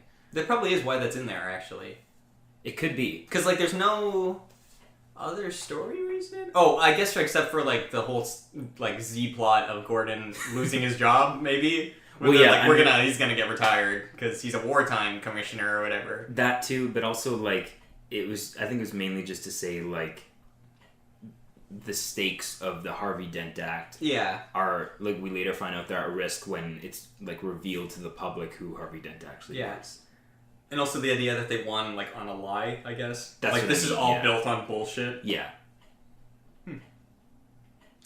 Yeah, so this party scene, you know, it's a classic party scene. This is where we get introduced to Selena Kyle. Yeah. Lovely scene. Anne Hathaway's great. Love her little musical sting by Hans Zimmer. Yeah, I like that too. It's very fun, very Catwoman-y. What do you think of her stealing specifically Martha Wayne's pearls? Yeah, I mean, I don't know. Here's the thing, like, if it was anything else, Bruce wouldn't care. Yeah. That's true. So, like, you have to... like, I get why they did that, but also it's like, I'm so sick of the pearls. But also, I guess they're using the pearls for something else, finally, instead of just the scene where his parents died. Yeah, they mean something. But also, like, how did he get the pearls back? Because they, like, shattered. Yeah, well, I like to have the headcanon. They were shattered. Like, it's weird that they came off the string. Yeah. But it's cool if they weren't. I like to think that he tracked down, like... Well, actually, it was Joe Chill. Yeah. So I guess... I don't know, when he was arrested... Oh, well, I guess when he was arrested... Yeah. But do you think, like, the cops collected every pearl that they found on the ground? See, I don't know. That's why it's weird that it fell apart. It's kind of weird, right? They should have just kept it intact. Yeah. I don't know why it has to, like, be broken every time. Yeah. Unless young Bruce just, like... and I kept them forever. Maybe. He had time. He wasn't crying. He could collect the pearls on the ground. He wasn't phased. He wasn't phased. I like all the, like, Alfred just trying to get Bruce a girl. Yeah, you know? I do. Like, you just need to get laid, dude. Like, it's been 8 years. You need to get over that this chick. That was his prerogative for the whole film. Yeah, he wasn't any woman he saw him with, he's like, so... Well, I love... What do you think? I love when Bruce is like, can you just stop? And Alfred's like, I would set you up with a chimpanzee if I thought it would get you back out into the real world. So I love that even Alfred has, like, the same headcanon of us. Is like, you need to get over this chick. Like, she did not want to be with you. Like... See, I think that sums up why I don't really have a problem with the Rachel stuff, is because it's played off as, like, yeah, it's weird that he's obsessed with her. Sure, I guess I can see that. Yeah, that makes sense. Even in universe, it's like, get over her. Alfred's like, dude, please. Exactly. Yeah, move on with your life. Yeah. Yeah, so I guess this whole Selena Kyle thing is, like, what gets Bruce back in the action. Batmaning again, right? Sort of. At least the beginnings of it. I like that, as we established, she's back in Wayne Manor. Yeah. Oh, yeah. Which is a cool little thing. Like, just like you said, we're going to build it brick for brick. And I like that we get, finally, like, a proper, like, Batcave. Like, a fully fledged Batcave the way we would in, like, the comics. With all the platforms. All the platforms and the computer. And it's not, like, the Begins one. And it's not the, like, fake one from Dark Knight. Yeah, that's kind of fun. Yeah. One note, though. You said, like, so Selena Kyle kind of gets him back into the action. But there's also, like, there's that scene with Joseph Gordon-Levitt, and this is the scene where he, like, we realize he knows who Batman is. Perfect. I was just about to transition to that. Perfect. And this is kind of like what gets him. Yeah, it's the combination of the personal stakes with Selena, and then of him, like, being like, oh yeah, I remember. There's something amiss. I remember this computer. Interesting. And then, JGL kind of like lets him. He kind of lets him know. He's like, his name is so long. Yeah, Joseph is like Joe. Good old Joe is like Bruce. Also, there's lots of other shit going on, dog. Like, you need to get your shit together. And also, I know you're Batman, so we should talk about Joseph Gordon-Levitt. Yeah. What do you think, Carol? You're his biggest fan. Was his biggest fan. Ooh. Oh, what happened? He's really annoying on Twitter. Is he really? Well, because he has this whole platform called, like, Hit Record, where he has artists collaborate on things, which is, like, fine, all for it, love artists, but, like, he promotes it, like, every 15 seconds of every day. But that's just a me thing, because I continue to follow him. So, like, that's on me. That's, like, not him. I could unfollow him and, like, not be annoyed by him. Yeah. But I don't. Yeah, that's, like, me with everyone on Twitter. So, yeah, I thought he was great in the role. But yeah, as I alluded to before, I was confused as to how he knew Batman was Batman. Like, I know they alluded to him being like I saw you as a kid, so I knew it was you, like orphans, but like, I don't actually get it. It's an orphan. Orphans, I don't actually understand how he knew Bruce Wayne was Batman. Okay. The first time I saw this movie, I really liked this because I think it has a nice, like, emotional undertone to it. Like, the whole idea of, like, everyone kept telling me that I would feel better or whatever. Yeah. I forget the line. And he's like, but I didn't, but you just start pretending that you feel better so people will leave you alone. And, like, when I saw you, I was like, oh, this guy is also pretending to feel better. Like, I like that. I think that's a really nice, like, emotional touch. Don't know if I buy the leap of, like, I knew you were sad inside, so you must be Batman. Like, upon more rewatches. I also kind of, like, he's obviously set up to be, like, the protege to Bruce in this. Like, he will, ultimately take on the mantle. So I feel like he could have done more actual detective work. Because Batman, the world's greatest detective, so maybe, like, that could have been a part of it, of, like, he had this hunch, but then, like, I also did all this research and yada yada, and I came to these conclusions. It's very just, like, purely based on the emotion, you must be Batman. Well, I think they might be implying that he did that, but it would have been nice to see it in the movie, rather than finding it out that this happened before the events of the movie. For sure. What's your take on it, though, Dan? I don't know if we've ever talked about it. I'm fine with it. Like, he is a detective, and again, it would have been nice to see the detective work, but the fact that he is a detective is a reason in and of itself. Sure. Like, he's good at this sort of stuff. I like Joseph Gordon-Levitt in the role. Mm-hmm, me too. And this is jumping ahead a lot, but I also like that he's sort of like, he's this universe's Robin, but he's also just the next Batman. Like, they merge those ideas. Yeah. Because like I was saying earlier, I don't like the idea of, like, a sidekick Robin. Sure. Because that makes Bruce no longer, like, a lone hero, so... It's hard to pull off, unless you really nail... Like, there's so many different, like, interpretations, but it's, like, something I've always, like, kind of dug, if it's done right, is the idea that Bruce is, like, this self-proclaimed loner who also constantly surrounds himself with people, where he's like, I do my best work alone, and I'm Batman, and leave me alone, but also I need, like, 17 Robins in my life, and it's like, it's like, like, what he's saying versus, like, how he acts, and, like, that, like, disparity there, and now he's, like, a hypocrite, you know what I mean? Like, that can be fun if that's played up, but if it's just, like, the Batman 66, like, and also you're here, like, that's dumb. So you'd have to do something interesting with it, so... Yeah, and I think that we get enough of the former... I do, too. Movies, just with him having allies like Lucius Fox and Alfred, even. Yeah. So... Well, it's very Harry Potter syndrome, actually. Yeah, I'm gonna do this alone, but also I need you guys. Yeah, or even Frodo. Like, that's the trope that you need to nail with Bruce and a Robin. Otherwise, it just doesn't work. Otherwise, it's just weird. Unless you nail that. Otherwise, it's just, I like to have this kid with me at all times. Putting himself in danger. Exactly. So I feel like it has to be that. Now, I will say, I find it weird that his middle name was Robin. Just because that's a little on the nose. Like, it could have been... his middle name? Yeah. I thought... Well, they say it's his legal name, sorry. So I guess... What's his character's name? Jonathan? I guess that's his middle name. And Robin is his first name. I just, like... It could have been, like, Richard, you know?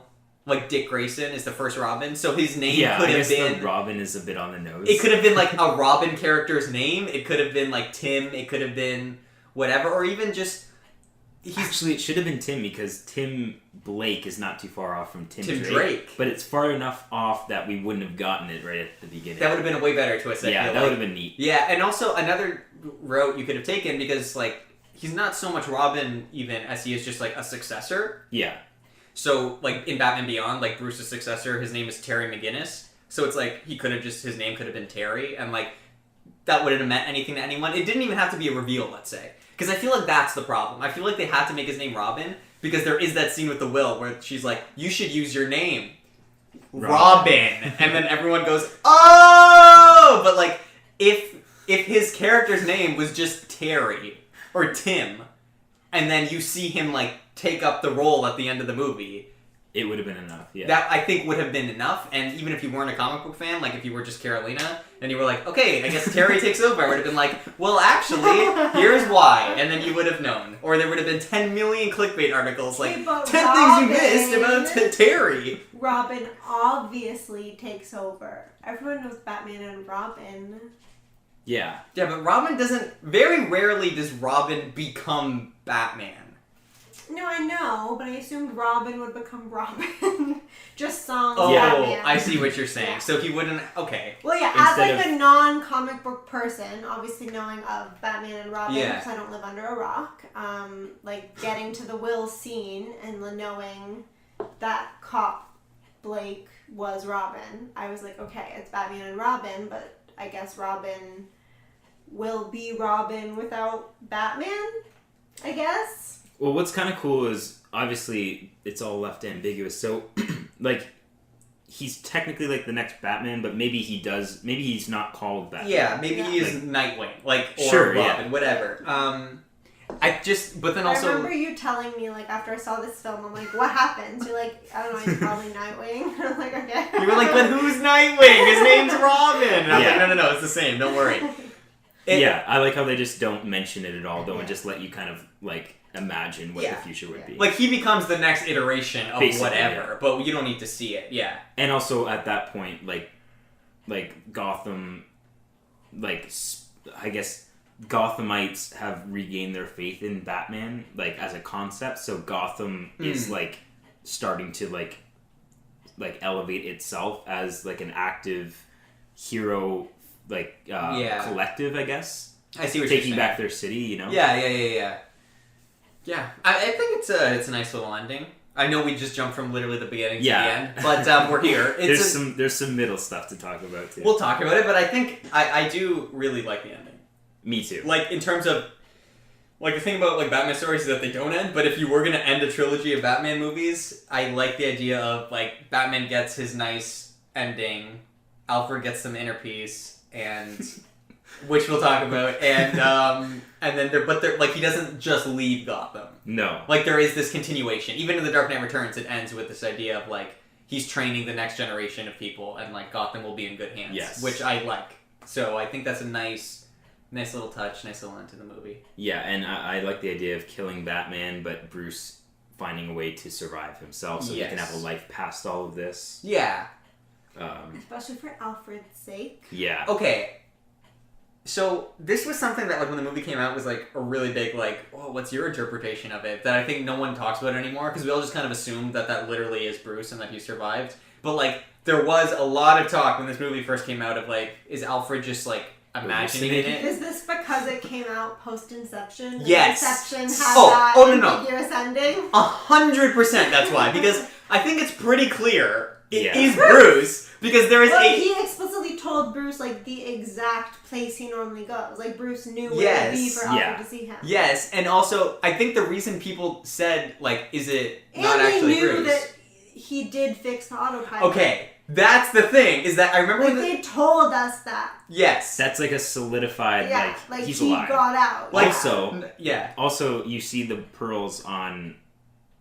Selena at the end. So yes. like, why would Alfred imagine that? Yeah. Okay, so here's the thing. Absolutely. Like, I don't understand this, because I think people's whole thing was just that in Alfred's big speech that he gives, which, oh my god, obviously was going to come back, there is a literal, like, flashback to it, and this speech goes on for, like, 5 minutes, and I was like, this is gonna get paid off somehow. It's the most obvious setup I've ever seen, but... Yeah. Alfred's like, I went to this place in Italy, and I ordered this drink, and I would sit there, and sometimes I would see a person, and I would think it was you, but then I would remember, no, it's not, and then I would leave, and I would be sad, or happy, or something. I forget exactly what he says. And I think sad. And then people, or no, he was like, I would see it was you. Well, you want him to be, like, free. Yeah. We wouldn't say anything to each other, but we'd both know that you made it. I think yes. That's what he says. And you could live a normal life. Yeah. The idea that in that flashback, it shows Alfred kind of, like, having that, not hallucination, but, like, fantasy moment of, like, is that Bruce? No, it's not. Is, I think, why people in this ending were like, is that actually Bruce? But there's so many clues, like you said. First of all, there is that big music build which is really cool. Yeah. And I love the sting of like when it's not when you see Bruce, but it's when Alfred sees Bruce. The way it's cut. It's like Alfred's just doing his thing and he looks up and he sees Bruce, and that's when you get the music sting, and then it cuts to Bruce. Yeah. But that whole sequence of that music, of that score, and I'm like a music nerd in movies, you're talking about this. It starts with the line of dialogue. There was a software patch on the autopilot 6 months ago. Yeah. Bruce Wayne. And then you immediately cut from that to the lawyers who say, hey, we better turn everything over. We can't leave a string of pearls on the manifest as lost. That's also proof. And then you fucking cut to this scene of Bruce being alive and Selina has the pearls. Okay, obviously it happened. Yes. No, it's not hallucination. Yeah, it's ridiculous.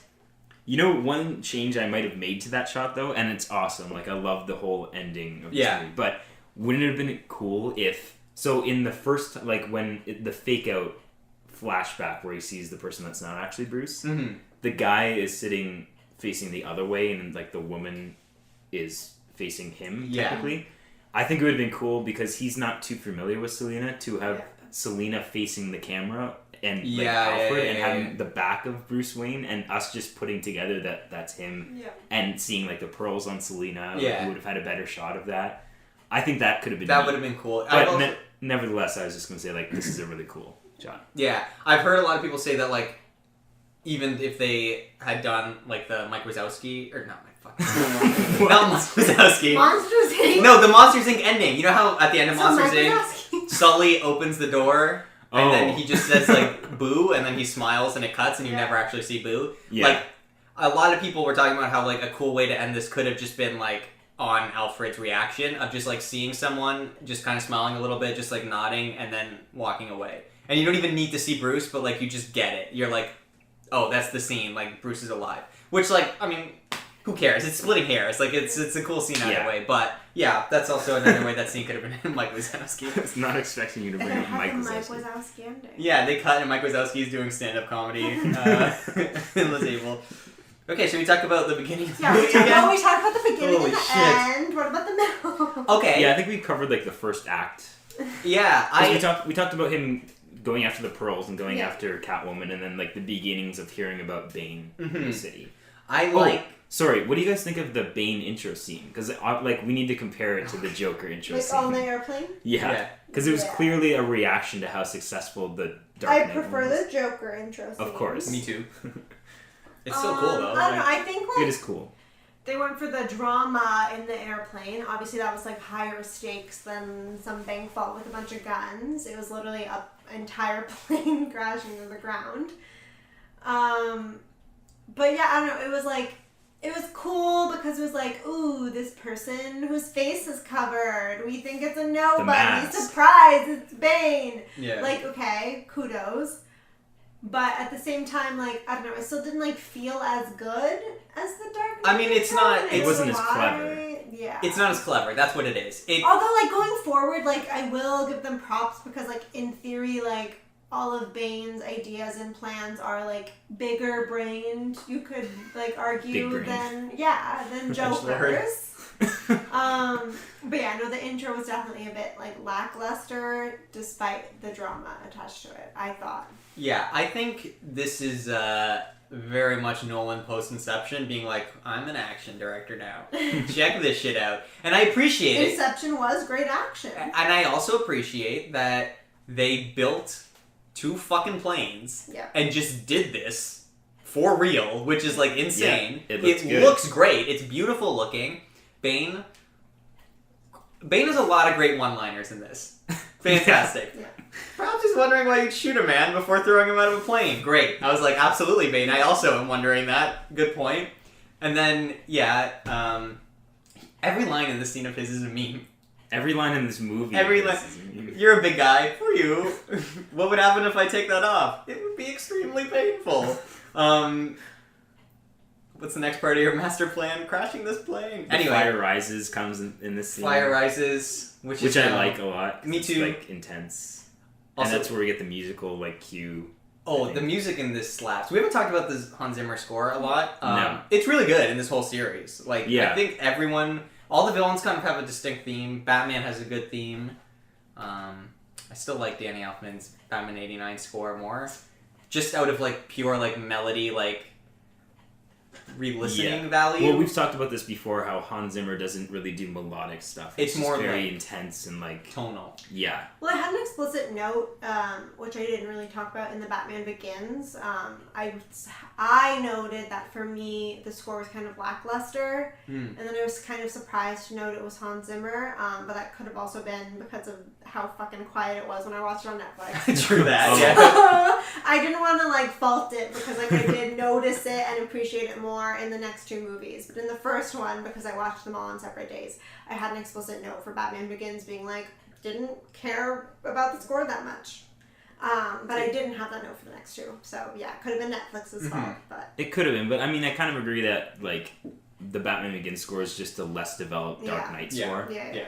I think the Dark Knight is, like, the peak, possibly the peak score of this series. But there are a few, like, additions in the Rises score that I like a lot. I was going to say, I think my favorite track in the whole series is in the Rises score, but I think the Dark Knight score from start to finish overall is better. You know what I like in this one is the chant for like the prison theme, I guess. Yeah. And just I guess it's Bane's theme. It's even Bane's theme though, which is a nice touch. That it's like diegetically in the prison, but then it's Bane's theme. I like that a lot, which is cool.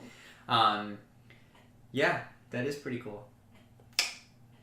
What? So the plane. Okay. Yeah. So I think I just wanted to touch on that real quick. I think we've talked about Bane. We've talked enough about So the shenanigans. So where did we leave off in the actual movie? I think we talked about Batman being visited by Blake, and then so we kind of skipped over like when Jim Gordon. So I know exactly your process. I get it. You're just like, fuck, this connects to that. Yeah. We skipped a little bit, so we didn't talk about when Jim Gordon like goes into the sewers to like pursue the Bane, right? Yeah. Or I guess whoever the bad guys are. Whatever, Bane. But then we find out that like he's been working in the Gotham sewers for like probably months or so. Yeah. I would assume enough to have like hundreds of men down there. Yeah. And have it all built out. Yeah. And this is when he nearly dies again. Yeah. He gets shot or knocked out or something, and then they like dump him into the like sewer pipes, and then he gets rescued by Blake because earlier in the movie we find out that like Blake's the orphan whisperer. Orphans wash up there every once in a while. Jesus Christ, it's so fucked up when you think about it. It is very it-like. It kind of is very it-like. Bane is Pennywise. Yeah, I do dig though in the scene when like the guys are shooting at Gordon when he's in the water, and then one of the henchmen turns to Bane and goes, "He's dead," and then Bane goes, "Where's the body?" And the henchman's like, "What?" And he says, "Go find him," and then just shoots his leg. Yeah, great tracker. That's awesome. Just superhero villain like shenanigans. It's good. Shenanigans. It's very I mean, it is. This is the most shenanigans of all three movies, but it's of course most of the shenanigans are at least fun. Like they're not. Yeah. This is definitely the most sloppy of the three movies. Oh yeah, absolutely. Without a doubt. We haven't really talked about this, so we probably should. Just since we're talking about a lot of Bane-centric stuff right now. Okay, the audio mix for Bane is egregious, and it gets worse with every new release. Okay? When this movie first came out, I don't know if you guys know this history, but they had released the plane scene as like a prologue, and they did the same thing with Dark Knight. There was like another movie that was coming out, and they put the bank vault scene like before that movie as like a short that you could watch. What? Yeah, and they did the same thing with the Bane scene with the plane. They just released that in front of another movie. I forget what it was. You can look it up. But anyway, after that came out, there was like everyone was complaining they couldn't understand Bane. Okay, they were like, we don't know what the fuck this guy is saying, and so Nolan had to go back. I don't know why they just don't have closed captions on all films these days. I pretty much watch everything with closed captions now. Too. So yeah. Actually, just fun fact: the first time we went to the movies in like 2 years was like a month ago to see Suicide Squad. And hey, I saw that recently too. Nice. And we'll talk later. What, did you like it? Okay. Suicide Squad review. Done. And but that was like the first movie I've seen in like 2 years without subtitles, and so it took me like 5 minutes where I was like, "Fuck, am I gonna be able to understand words anymore?" Like, But anyway. My first movie back to theaters was Green Knight. And that was tough enough sometimes. Yeah. See, as I've mentioned before, I often use headphones, so I never I don't really do that a lot. But I do, for example, when we're watching a movie here, I love when we put subtitles. It's so much better, yeah. Yeah. But and back to the Bane thing. So they released the Bane thing, and everyone was like, we don't understand. And so Nolan and them had to I don't know if they only bumped up Bane's audio, or if they actually did ADR and bumped up Bane's audio. I'm not sure what they did. It sounds like both. It sounds like a combination of both. And also, though, it's not just that they increased the volume, but it's his placement in the track is always... It's not it doesn't make sense, distance-wise almost. It's always just, overbearing and there. It doesn't feel standing in your face. Yeah, it doesn't feel like it's coming from a... if Bane is across the room and talking, it doesn't matter. The audio is just there. You just, it's always there. Yeah. And even in the theatrical release, this was a thing people pointed out. And it was a little bit jarring. I'm trying to... I don't remember, in the theater, if I, noticed... I was an idiot. Yeah, I didn't particularly, Were we all? I didn't particularly care if I noticed. You know what I mean? It was one of those things where it was oh, people are talking about this, but whatever. It didn't matter. And then I think on the Blu-ray release, it was, a little bit worse, where it was kind of... And that's probably just because, those are, mixed for, home viewing and not theater viewing, so it automatically, everything gets compressed, so Bane sounded even worse. Then on the but it's also weird because in home releases usually they mix, and I know it's specifically Bane we're talking about, but they usually mix the music to be a million decibels higher than all the dialogue, so you can't hear what anyone's saying. I know. It's that's weird. Odd. And then, like I mentioned, I recently bought the 4Ks, and we did a rewatch. Yeah. And I will never forget, okay? Because me, you, Rob, Angela, all the guys, and we're sitting there, and we get to Dark Knight Rises, and we're watching... And Bane's first line of dialogue comes. And it is ear-shut. It is so much louder than anything. And Dan and Rob both just burst into tears laughing. They were like, what the fuck just happened? And it is so bad. And I did some research. And for a lot of 4K releases, and it looks like for this, they actually redo the audio mix as well. Because it's HDR, which Blu-rays don't have. And so... Yeah, I mean, they just keep screwing it up even more, and now it's unwatchable. Not unwatchable, but it's hysterical. It's funny when you watch it. It's really funny because it feels like those scenes in the Spider-Man movies of just this audio doesn't make sense. That's the thing. That's why I couldn't tell it was Tom Hardy because I don't know what the voice was. It was almost I guess the Batman voice. It was just yeah. They just made their voice gravelly and was we're different people. Yeah. I don't know. Fine. But his is a high-pitched, gravelly. Yeah. It's also weird, we were talking about racism and Batman fans, but Bane in the comics is very clearly Mexican. Yeah. Oh, really? He's his whole outfit is based on a luchador, Oh, shit. And he's even written, to talk about racism. White British Tom Hardy. Yeah, and this is just white British Tom Hardy, so more racism. And this is it literally is a completely different character with Bane's name. Yeah, entirely. But, whatever. Who cares? Racism, whatever. Yeah, I mean, this is the least problems of racism is Tom Hardy being Bane. No one was offended by that. So. Yeah, it's not he got canceled. Yeah, that's if one day that becomes the biggest racism problem we have in the world, we're in pretty good shape. So, anyway, so yeah, I think at this point, after Blake talks to Bruce talks to Lucius, we get back with Lucius, and they have kind of a meeting again. I kind of like this idea of Lucius being hey man, your company is just not doing anything. I like that too. Yeah, he's that's great that you stopped being Batman, but also, don't be a piece of shit, man. I guess it is better than in the first film when his company was doing full-out weapons. Yes. That were going to destroy the world. But the company doing nothing is, I guess, equally bad. Yeah. Bruce is shut down every division, but keep everyone employed. And they were how? We can't do that. And he was do it. What were they doing? I don't know. Nothing. I like this, though, because I really like Lucius being is that it?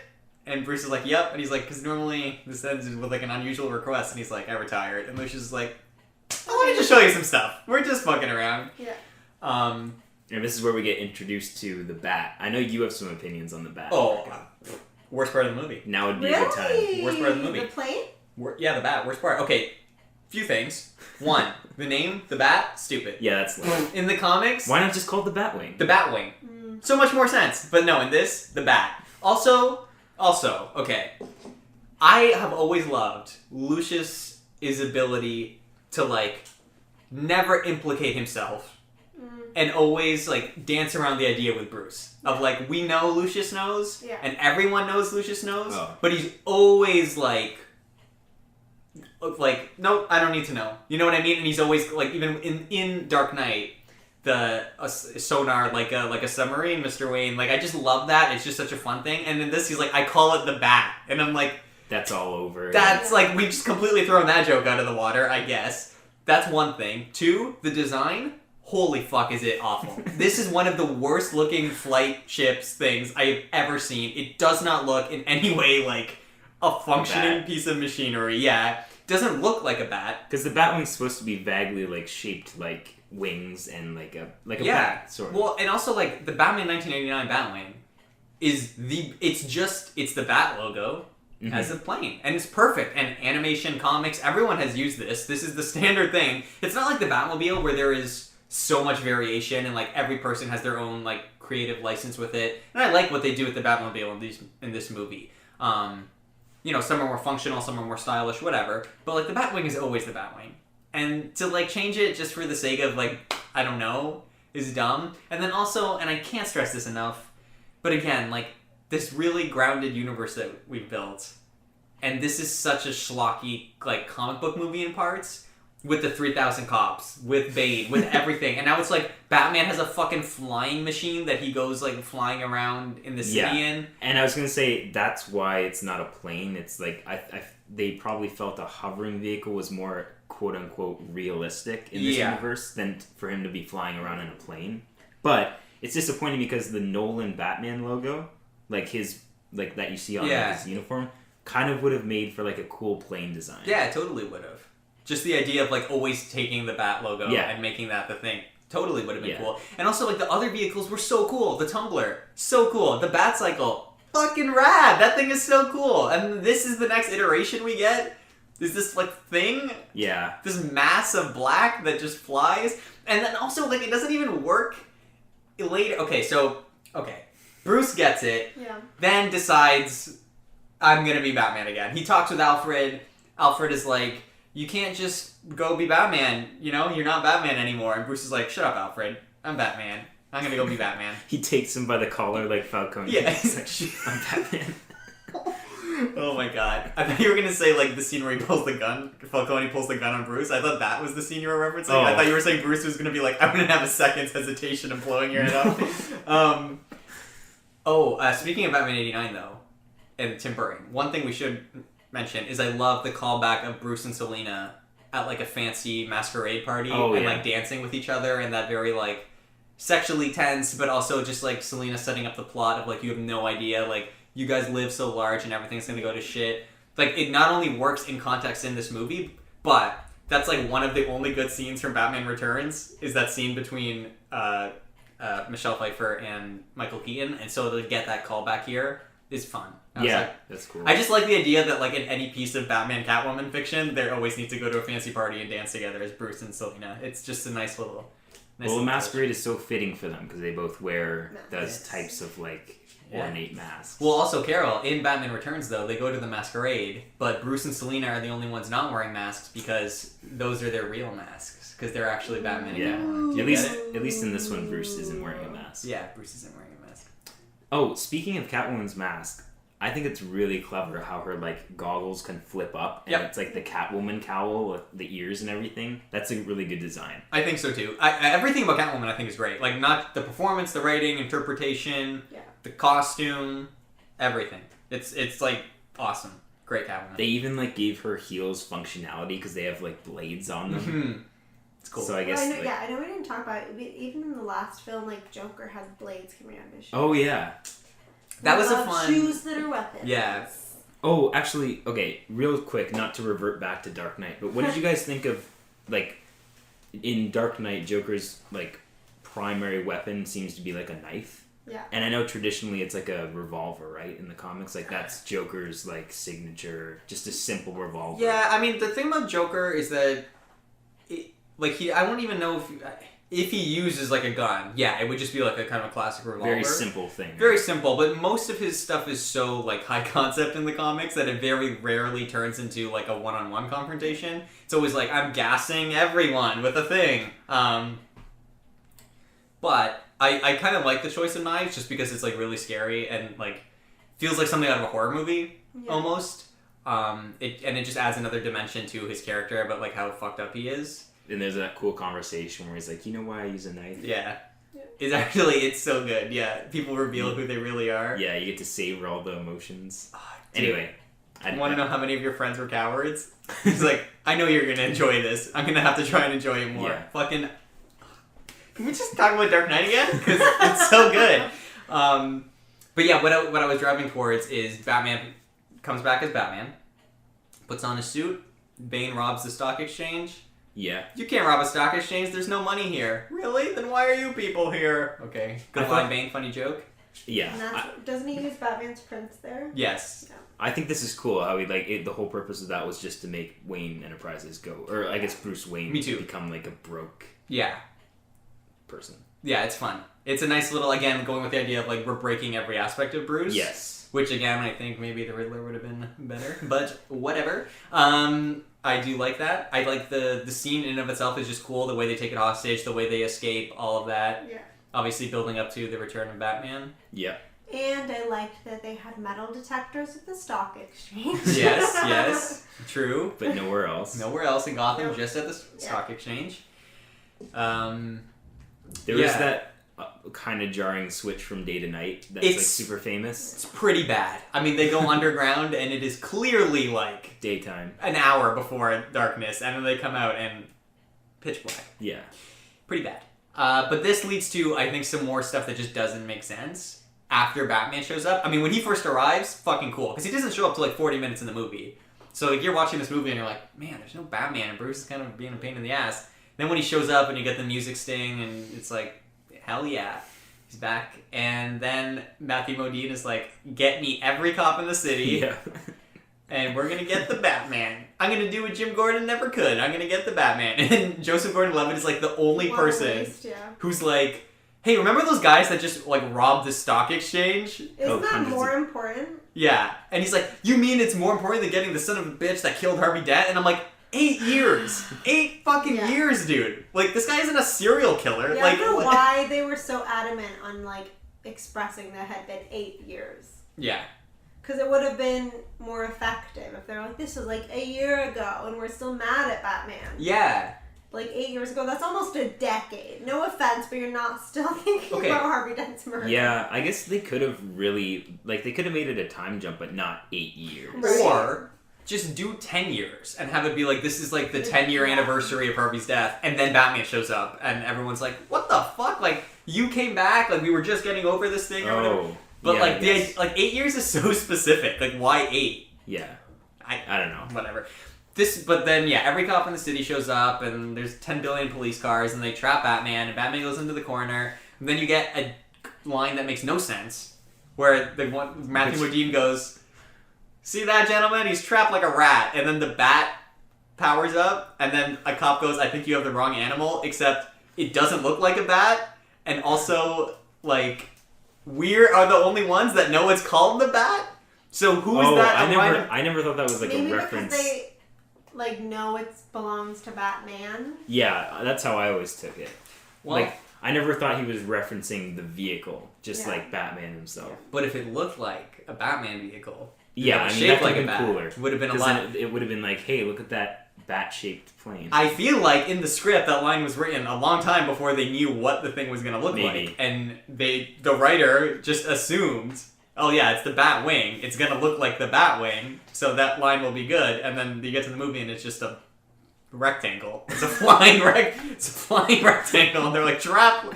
You got the wrong animal, sir." Okay, it's actually a rectangle. It's actually a flying rectangle.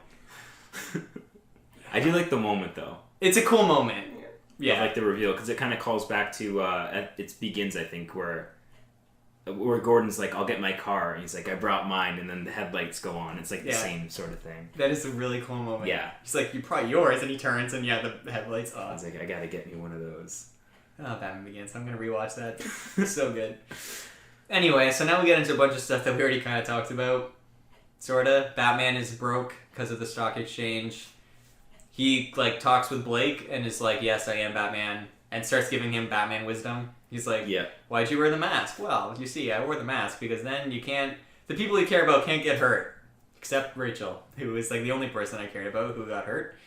I like the idea, like, that even at this point he's starting to plant the seeds of, like, this could be my out. Me too. If I can start to, like, give him, like, wisdom, then I can sort of set up a future where I'm not Batman anymore. I think so too. I think it's fun. Then he goes back home. I might be getting this slightly confused, but anyway, he fights with Alfred. This is the really sad scene. Yeah. Where Alfred's like, please stop. He's like, you're going to die. And Bruce is like, shut up, Alfred, I'm Batman. And then he's like, listen, I can't do this. He's like, I literally do not have the emotional capacity to watch you kill yourself. And Bruce is like, but Alfred, Rachel died, remember? And then Alfred's like, she wasn't gonna wait. She was like, I lied, okay? I just lied so you would stop being a piece of shit, but you're still being a piece of shit. So just so you know, there was a letter that said that she was not gonna choose you, and I didn't show it to you. And then Bruce is like, alright, then you're fired. Throws the peace sign, and Alfred leaves. And then, like I said before, the next scene, he's like, where did Alfred go? Yeah, explicitly says, bye, Alfred. Yeah. And then is flummoxed that Alfred's gone. And I think this is where he, like, goes into the sewers and, like, this whole Bane confrontation is... Yeah. Well, but I think before that he starts working with Miranda Tate. Oh, yeah. With the clean energy project. Yeah, it's a clean energy project because it's at this point he is bankrupt and he thinks this will make him money. Right, yeah. Obviously, knowing that this woman is evil working with Bane. That it's actually Talia al Ghul. Yeah. Actually, if you just make a couple quick adjustments, it turns into a nuclear bomb. Yeah. Nice. Good clean energy project, guys. You guys really nailed and that. They sleep together. Yeah. Oh, also, there's the character John Daggett. Jesus Christ. Okay, I do not have the mental capacity to talk about John, who's played by, what's his name? Mendelsohn. Ben Mendelsohn, who's great. I mean, he's great. But I don't know what he wants. To take over Wayne Enterprises? Yeah, he was tricked by Bane thinking that he would get Wayne Enterprises, but he was just a pawn. It was just to show how ruthless Bane is. Wouldn't it have made more sense if this guy was Rutger Hauer from Batman Begins? Like the guy that lost his job that Bruce Wayne fired? If he was just like this billionaire now who was like... Just finding a way back into the company? Yeah. Sure. Just because instead of this random character that just dies, like a quarter of the way into the movie... Who, like, serves, like, just have it be someone we know already, I feel like. Or, also, I was kind of thinking, why does he have both this guy and Talia working their way onto the board? Why isn't it just Talia? Yeah. Because he'd have to kill the other one. Like, why not just have one person, one loose end? Yeah, it just seems, I don't know. Seems a little bit out there, but... Is John Daggett a famous Batman character? No, totally made up. Oh. Yeah, no. But also, this is where we learn about the clean slate. The clean slate. Oh, yeah.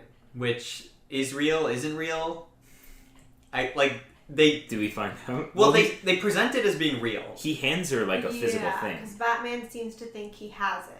So this is something else that is very frustrating, is that they, first they present it as this real thing, and then there's a fun twist where Catwoman, breaks in and is like, okay, fucking give it to me, I held up my part of the bargain, and he's like, you thought that was real? He's like, a thing that you just plug in and it erases all your stuff. Are you fucking kidding me? You really believe that? No offense, but yeah, it's not that hard. Yeah, but I like the element of that, of fuck. And that just shows how desperate she is that she let her guard down.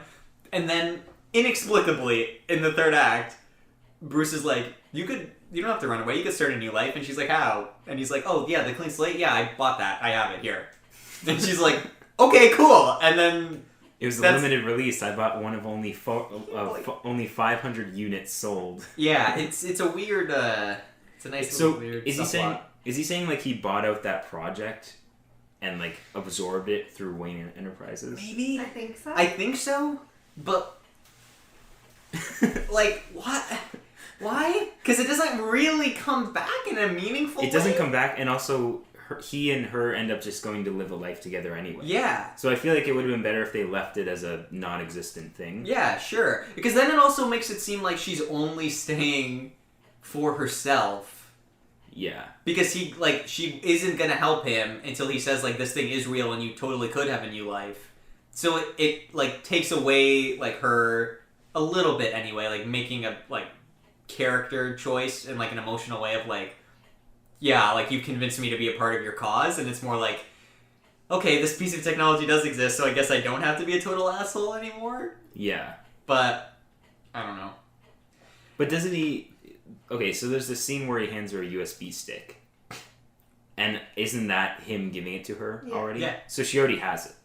Yeah. Yeah. So, like... Oh, I see what you're saying. Like, he's not holding it over her, Yeah. like she could leave, but Yeah. she... Oh, yeah, okay. So I guess that's still alright that she decides to come back. People are inherently good. Yeah. And she decides to come back out of, like, the good... Yeah. The goodness. Of her heart. Yeah. Okay. Alright. The clean slate. Okay, can we talk about this breaking Batman's back scene now? Sure, let's talk about it. So this is a big comic moment, obviously, in Nightfall. What do you think? Okay, first of all, I just want to say I love everything leading up to it, like Batman and Catwoman in the sewers, and how, like, they're just very easily dispatching all these, like, guards together. Like, we get a call back to Batman being like, here, and, like, sneaking up on a guy. We get Batman, like, running in the shadows of, like, gunfire, like, moving closer towards a villain. Cool. Very cool, very comic booky. Love all that. Love them working together. Love the twist that she was leading him to Bane, and he's like, are you fucking shitting me? And then I love when Bane just casually refers to him as Mr. Wayne. Yeah. And it's like, oh fuck. He knows. See, this would have been a good scene to find out the League of Shadows thing. Yeah. Like, how does he know his name? Yeah, it's because I'm a part of the League of Shadows. Exactly. Not just Alfred researched it. Yeah. And was like, oh yeah, on Google, yeah, there's a whole Wikipedia article about the League of Shadows, and it turns out Bane was a member. You can also donate to their cause on the website. PayPal. If everyone donated $1, we would be free. Here's what I think about this scene. I've already talked about the fact that I don't love the choreography, but you could chalk that up to Batman is just not in his full form right now. So, sure. And I can't see Bane fighting like a ninja. Yeah, I mean, no, Bane definitely doesn't have to be elegant in his fighting, but none of it seems very complex. It all seems very much just like haymakers. What I do like, though, is it kind of shows that, like, Bane wasn't even trying. Yes. To take, like, he could easily just, even, like, despite the fact that Batman wasn't in his prime, he's like, you think you can, like, make any dent on me at all. And I feel like had that final fight maybe been a bit more, like, choreographed and a bit more, like, crazy, that then this one retroactively wouldn't bug me as much, because it's like, oh, clearly they're just trying to show that Batman's an idiot. I love all of Bane's dialogue, because he's just roasting him the whole fight. He's like, are you fucking kidding me? Really? You're doing this and you're doing that? And that's a lot great. of memorable lines in this one. Something that you and I just talked about, Dan, before we started recording, because we recorded this in 2 parts, fun fact. So if you're listening to this, try and guess where we... Oh, yeah. where we actually started our second day of recording.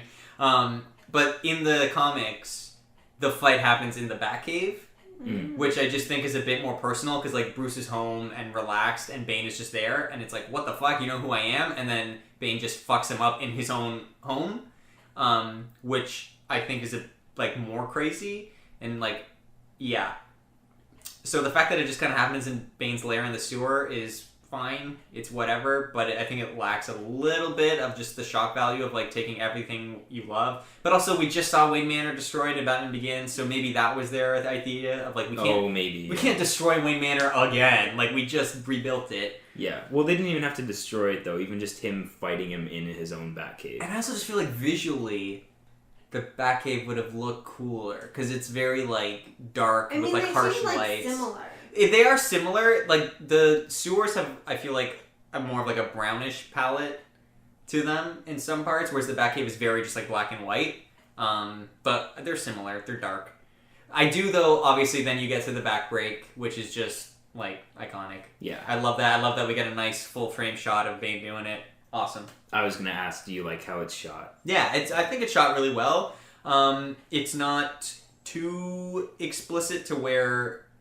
it's not the Khan moment from Star Trek Into Darkness, where like if you don't know who Khan is when Benedict Cumberbatch says I am Khan and there's a big zoom in on his face, you won't be confused. Like if you don't know that this is an iconic thing, you're just like holy shit. But if you do know it's an iconic thing, they hold on it long enough and they show you the full frame of it. That way you're like, oh yeah, that's that thing that I love. So it's a nice like in between mix of those.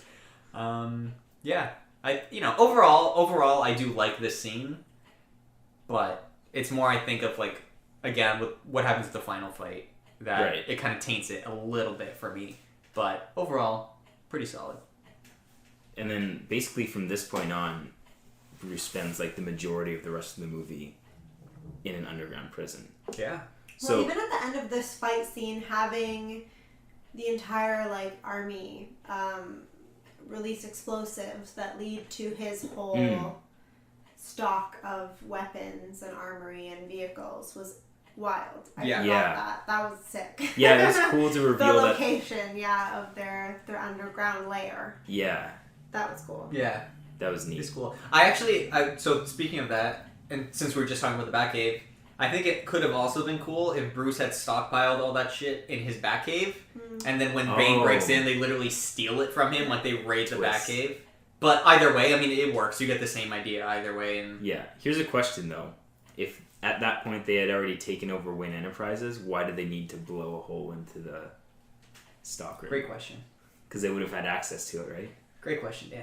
I don't know. Just for dramatic effect, I think. Yeah. Bane was like, here's what I need you guys to do. I need you guys to climb up on ladders and rig this thing to explode. Because after I break Bruce's back, I need to blow it up. Actually, no, it's before. Because he's like, first, I'm going to show you where I made our base, and then I will break you. Oh, yeah. And then, he does. He does exactly what he says. I love that, actually, how, like, Bane is constantly explaining what he's going to do. I do like it. Yeah, I think that's a nice touch. Like, those two guys that bring Gordon to the cave, and he's like, and to the other guy, he's like, search him, then I will kill you. Like, just telling him, I'm going to kill you once it's done. That's so scary. I like that. Yeah, you're right. It adds to this, like, just the confidence of him of, like, it doesn't matter if you know what I'm going to do. Like, I'm still going to fucking do it. Yeah. That is cool. I will grant that.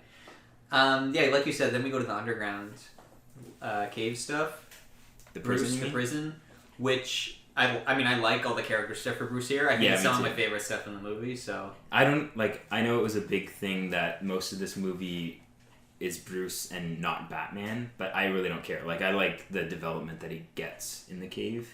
Me too. To me, it's one and the same. Like, yeah, as long like he's not in costume. That's what I mean. Yeah. Sure, but he's still using whatever he's learning as himself. Exactly. I'm just saying, Batman, there was a big complaint. I think there was that there wasn't enough Batman action, but I personally don't mind. Like, I don't because mind. Of what we get. Yeah, and also like the strongest stuff in the series for me has always been like the psychological stuff of Bruce. Yeah. Like, even, like, what we've heard so far about, like, Robert Pattinson's Batman and how it's, like, this weird psychological thing and how they're even doing the comic thing, I've heard, where he's actually going to be, like, narrating it the way that comics has to be troubles. It's like, that's cool. I want to get inside Bruce's head. And, yeah, I'm so excited for that movie. Me too. We might end this off with talking about, like, what we're most excited to see, hopefully. I really like all the character stuff here, and I just think it's really well handled. I love the attention to detail here in terms of even the way it's shot is very reminiscent of the well Bruce fell down. Oh yeah. And I think I know that is intentional. The idea being that like that this is like Bruce's initial moment where like his dad has to come save him, but now like Bruce has to like save himself and like choose to be Batman and not be Batman like simply in memory of like his parents or whatever, but like to be Batman because like he wants this thing and whatever. It's cool. And there's even the literal callback of we get that shot again of his dad going down the well. And why do we fall? Yeah, why do we fall? So we can learn, and Bruce has to learn to pick himself back up. Yeah, that's literally what happens. Very fun. Just quickly, like I've never had a problem with superhero movies. Like, don't literally have the characters in their costume superheroing. Like, I remember when Iron Man 3 came out, like, everyone was pissed off about that. They were like, Tony Stark isn't in his costume. I'm like, but Tony Stark is the interesting stuff of the Iron Man movies. Yeah, I don't care. I don't care about a CG Iron Man suit flying around zapping people. Like, Robert Downey Jr. is the draw of those movies. Exactly. So I'm totally fine with that. There's like other examples of it too, where people get real pissed off about it. But you know, a good superhero movie is good because the person is an interesting character. Yeah, not because they have interesting powers. For sure, absolutely. But this scene has, like, okay, one of my I know I've ragged on this movie a lot. One of my favorite moments in the entire trilogy, my favorite piece of music in the entire trilogy, and it's so schlocky and dumb, the scene, kind of, but I love it, okay? And it's Bruce making the climb. The final climb? The final climb. Because obviously, you know, typical movie fashion, he tries twice, fails both times. Always threes. Always three there are. Can you imagine how long the Star Wars episodes are going to be of this podcast? Oh, God. Are we actually... I thought we were, like, never going to do them. I mean, we'll have to do them at some point. We'll do those in parts, for sure. Yeah, for sure. But yeah, you know, Bruce is going to make the climb the third time. He's like, how do I do it? Like, how did a child do it? And the blind wisdom guy is like... He's like, let me give you some blind wisdom. Yeah, he's like... He's blind like a bat. Like a bat? Oh my god. Do you think that was on purpose? I think so, yeah. I have never thought about that. This movie's almost been out for 10 years and I've never made that connection. Oh wow, this is almost 10 years old. Yeah. Shit. Next year. I'm gonna kill myself. That is too long. But yeah, Bruce is like... The guy tells him, the child did it without a rope because... There's actually the really great line, because Bruce has repeated this a few times, like, I don't care, I'm not afraid to die, like, I'll do whatever it takes, and he's like, that's why you keep failing, you idiot. It's like, you don't care about your life. He's like, you have to, like, want to live and do this thing, and, like, that's what will give you the edge to succeed. Like the fight or flight responses. Yeah. But I also love, so there's, like, it's obviously the spiritual thing of you need to care so you can, like, spiritually make this jump, and then also... that like your like I said, your fight or flight reflexes will kind of help propel you and make like a longer jump. I guess that's like the literal what's going on. But I like this headcanon that I have of like the rope. Like it's not shown like this in the movie, but I think it's cool to think that the rope is too short and like holds you back from making the jump. So you have to take it off to like fully complete the jump the way you need to get out. That's cool. That's a cool little interpretation of that, actually. I only thought about it because I thought one time when I was watching this movie, I heard a sound effect of the rope tugging him back when he failed one of the times. But it's not like explicitly shown or anything. Yeah. But yeah, this is my favorite, him making the climb. Yeah. It's my favorite piece of Hans Zimmer music. And I also love the touch of the bats flying out of the hole. Yeah. Okay, me too. They didn't need that, but it's like so good. Like, it is so... empowering. Yeah, and also dumb. Like, if you're not like, okay, if you're not a Batman fan, like, if you're not vibing with this, and you get to that scene, that is something you could roast endlessly. Sure. You know what I mean? Like, what? But as a Batman fan, you know, and obviously, going back to Bruce in the well in Batman Begins, what a great scene, by the way, we didn't talk about, when he, like, stands up with the light. As, like, adult Bruce and the bats, like, engulf him. Yeah. It's just so, like, beautiful. And this, obviously, you know, Bruce is climbing, and we get the guards chanting, and the Hans Zimmer music is building, and he gets to the top, and he's, like, standing there, and then the bats come flying out, and, like, he's reborn as Batman, and he makes a jump. It's, like, again, like, don't love this movie, but, like, that scene alone is better than, like, any Batman content in a Zack Snyder movie. Yeah. Like, it's so good. It's very empowering, and also a minor thing that I love is when he makes the jump, the blind guy... like, he hears everyone celebrating, so he knows. Like, he obviously wouldn't have been able to see it, but he's like, oh, he actually did it. Yeah, it's good. It's really good. It's just, it's, like, intense seeing everyone chant that chant. Such a great scene. Sometimes when I'm down, I just watch that scene. It's very uplifting. Probably my favorite scene in the movie. I think it's my favorite scene in this movie, too. Well, I mean, like, after that, it is just... the finale. Ending. Yeah. Okay, let's... Oh, we need to talk about this now, I guess. Yeah. So there's the whole... how did Batman get back into Gotham thing? That, in my opinion, has been so... I don't know, he has a plane.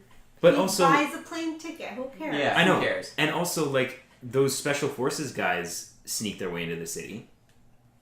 And, like, with all the, like, the contacts that Bruce Wayne has, who's to say that he couldn't somehow find his way back into the city, Like, he knows someone with a private jet. Sure. Come on. Yeah. Or has his own. It's just, like... who cares? Like, truly, who cares? Who cares? You know what I mean? And also, like Bane and his people were concerned with people escaping the city. Like, I find it perfectly believable for someone to make it into the city. Especially Bruce Wayne. Especially Batman. Yeah. So let's just dismiss that right now. No, that's not a valid criticism. No, there are plenty of things to actually complain about. And that's not one. That's not one of them. People need to grow up. Yes. I think the reason people hark on that is because this movie came out at the inception of the CinemaSins era. Oh. CinemaSins' first 2 YouTube videos were The Amazing Spider-Man and Dark Knight Returns. Really? Yeah, this is what blew them up. And so, that was obviously something in the CinemaSins video, but those videos aren't No, those videos are all the minor, doesn't matter. They're jokes, you know what I mean? They're not actually this movie is bad because of X, Y, and Z. It's just here are random dumb things to point out, but the internet did what the internet did. Yeah, it's the equivalent of a continuity error. Yeah, exactly. Anyway, so we go back to Gotham. The bomb's gonna blow up after 3 months or whatever. There's a lot of very plans. good timing. There are so many plans happening. Day of. Perfect. Yeah. Hours before, actually. It is kind of weird how it starts as 3 months and then we fast forward to a week and then it's 18 hours until the bomb. They do not do a good job of showing the time passing. Yeah. But I do kind of like the rich versus poor world. Mm-hmm. I like that a lot too. Me too. That's some of the better stuff in it, for sure. Yeah. With their own court in which Dr. Crane returns as judge and executioner. Great scene. Yeah. No, that was fun. Speaking of Dr. Crane, I never realized this, but I just recently realized, who else is named Dr. Crane and also a psychiatrist? Frasier. Yeah. I actually have never realized it until you framed it that way, and then I was like, holy shit. That's hilarious. Yeah. But anyway, I like that he comes back so you can say he's in all 3 movies. Mm-hmm. Nice little through-line character. Yeah. Yeah, it's cool. Batman comes back. The scene with the flaming bridge, Again, not a reason to legitimately dislike this movie, but, fair enough. When did he do that? Yeah. I have to say, there's a scene like this in Zorro, but it makes so much more sense. Plot-wise. Okay. When one day when I do Zorro on the Selection series, you'll see what I'm talking about. In this, it definitely is a little bit okay, I guess we're doing this, but it's fine. Yeah, I always find it empowering, though. Yeah, I don't know why. There's not a whole lot of setup with Matthew Modine's character, but I still kind of get a kick out of the scene where he sees it, and then later we see him in his uniform. Yes. Yeah. Specifically because Gordon's I'm not asking you to march down the street in your uniform, but he does that anyway. Should we talk about the final battle now? Have we made it there? Yeah. I think that's all that's left to talk about. All right, the final battle. Carol? Yeah. You action the least. Why don't you start off? What do you think about the final battle? I mean, it built up to it very well, obviously, with Batman returning, showing up, I think in front of their, what is it called? City Hall? Yeah. Well, yeah, because there's the 2 armies facing against each other. Yeah. The police officers start to march. They start getting fired at. And then the fucking bat plane comes in. Drops in. That's and awesome. Them out. Yeah. That's cool. That's cool. They have their plan. Catwoman's ready in action. I mean, I guess before that we also kind of missed talking about a bit of the prep where they were planting the bombs on whatever truck that they thought had the bomb, et cetera, et cetera. I mean, I'll be honest, that stuff just... Yeah. I shut my eyes when that stuff happens. I'm I don't care. There's 15 minutes of just so if we use this tracer and do this and then do that, and I'm yeah, but there was more punching. Yeah. Batman versus Bane, punches. Punches. Then they run through the town. It was good. I have to say, I always think it's sick when it gets to the part of Batman in the bat and then Catwoman on the bike, working together. Yeah, that's cool. Especially because those are the only 2 vehicles left at that point. Yeah. So it's very cool. For me, it gets extra cool when I think it's towards the very, very end, skipping to the end of the final battle. I think Lucius is with the actual machine, and then there's an emergency flooding. Yeah. Yes. That's sick. So I think it's because like Miranda Tate, Yeah. Talia Yeah. programmed it so that they wouldn't even be able to like try. Yeah. Yeah. That was cool. Like Cool. they did a really good job of like as you went raising the stakes, raising the stakes. So like It is intense. yeah, from like a solely action point of view, like it was very very smart and well thought out. But yeah, more fist fighting than I guess I expected. Yeah. It is like a very stark contrast from the first film when they did like employ a lot of those like bat theatrics, especially with like the stuff in the suit, to then have like a character and like a villain in which he just like, we will punch each other. Yeah. He doesn't use a lot of like gadgets. And I also feel like, and this is I guess part of the problem, right? And I think, I mean, even, okay, so you're not, Carol, huge on action stuff. Mm-hmm. But I think about when we talked about The Matrix, and again, I'm not talking about stylistically what The Matrix did, but you, who don't like action, when you were talking about them, like, that scene where Trinity and Neo show up and, like, fuck up everyone in the ball, and you were like, sick. But, like, that's not, it's not like you only like that because you only like that style of action. It's like you like that because that was, like, well done action. Yeah. And, you know, I think you described the final fight perfectly where you're like, they punch a lot. Yeah. And that's kind of, they just kind of punch a lot, Batman and Bane.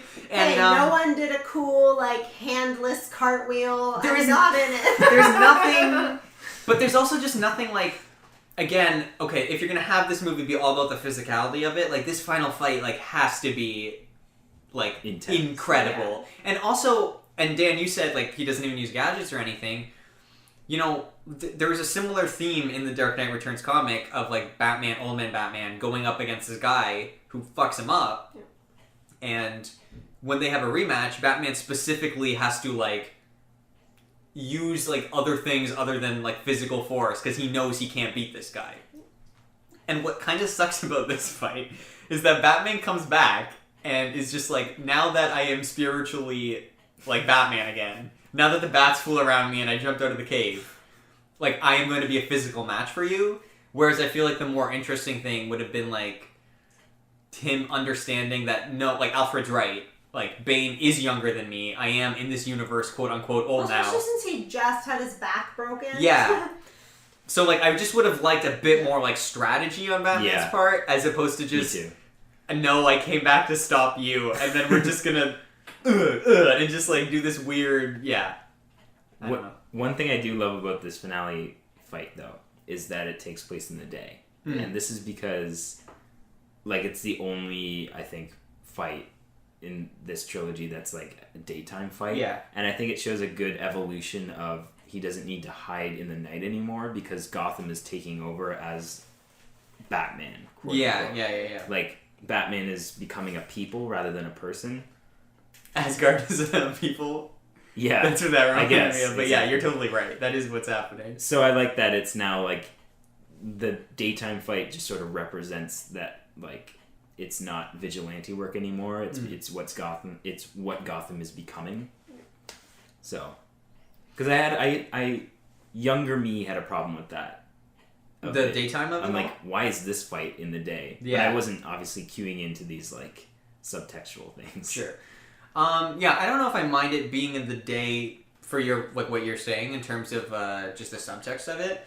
I think what maybe doesn't work about it is more just like we've talked about with maybe like Nolan's deficiencies with hand-to-hand combat. Yeah. Where, like, obviously the nighttime stuff I think hides that a little bit better, whereas when it's in broad daylight you can really see we're just shooting this like anyone would shoot an action movie. And also just Batman's suit in the daytime. So, and I was actually going to pitch, like, just based on what you were saying about, like, the city becoming Batman, like, conceptually, and Batman doesn't have to hide anymore, like, it would have been cool to have maybe, like, a final costume change here to, like, symbolize that. Maybe something that would look better in the day, or even just Bruce. Like, maybe just, like, we don't even get Batman in. People would have fucking rioted if we did not see Batman in a costume at the end of this movie. But I thought you were going to say because, like, you can't have Bruce revealing his identity. Well, but I think, I mean, I guess that's part of it, but I don't know. That would have been cool, though. I would have liked, I think, a costume change. Because his Dark Knight costume looks silly in daylight. Like, it just does. But if you had maybe gone to, finally, like, a gray and blue Batman suit or something, it would have looked a lot better. Yeah. But whatever. I mean, that's the choice they made. Although, if it was like you said, Bruce just confronted him, that would have also given them the opportunity, because like obviously he wouldn't have been more armored, so he would have had to use more like gadgetry and strategy. Yeah. So that would have, I think, been really cool too. Yeah. Oh well. Choice is not taken. What are you gonna do?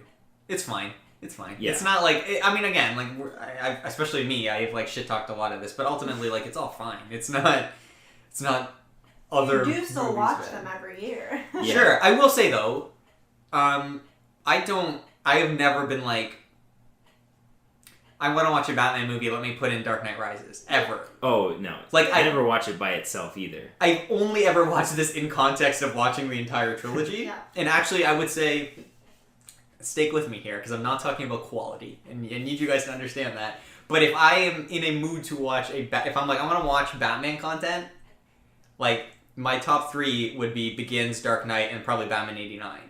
Oh. Just because... I thought you were going to say one of the Zack Snyder ones. Not... Absolutely. That is like... I would watch Batman and Robin before I would watch those for Batman content. But like... Batman vs. Superman? Yeah, no.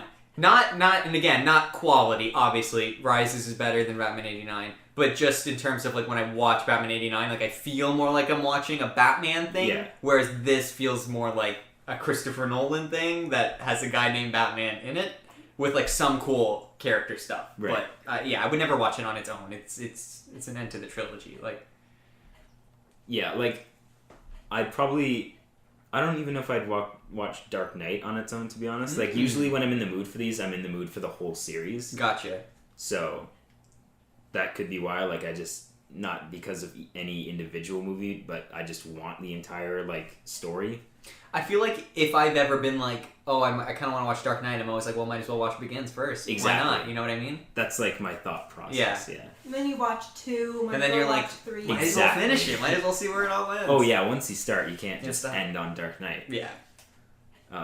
But speaking of endings, I think we should just touch on I mean, we kind of have already, but yeah. I really like how emotional this ending. Yeah, me too. I love this ending. I think all of these movies have excellent. They stick the landing. Like that ending montage is like great for all of them.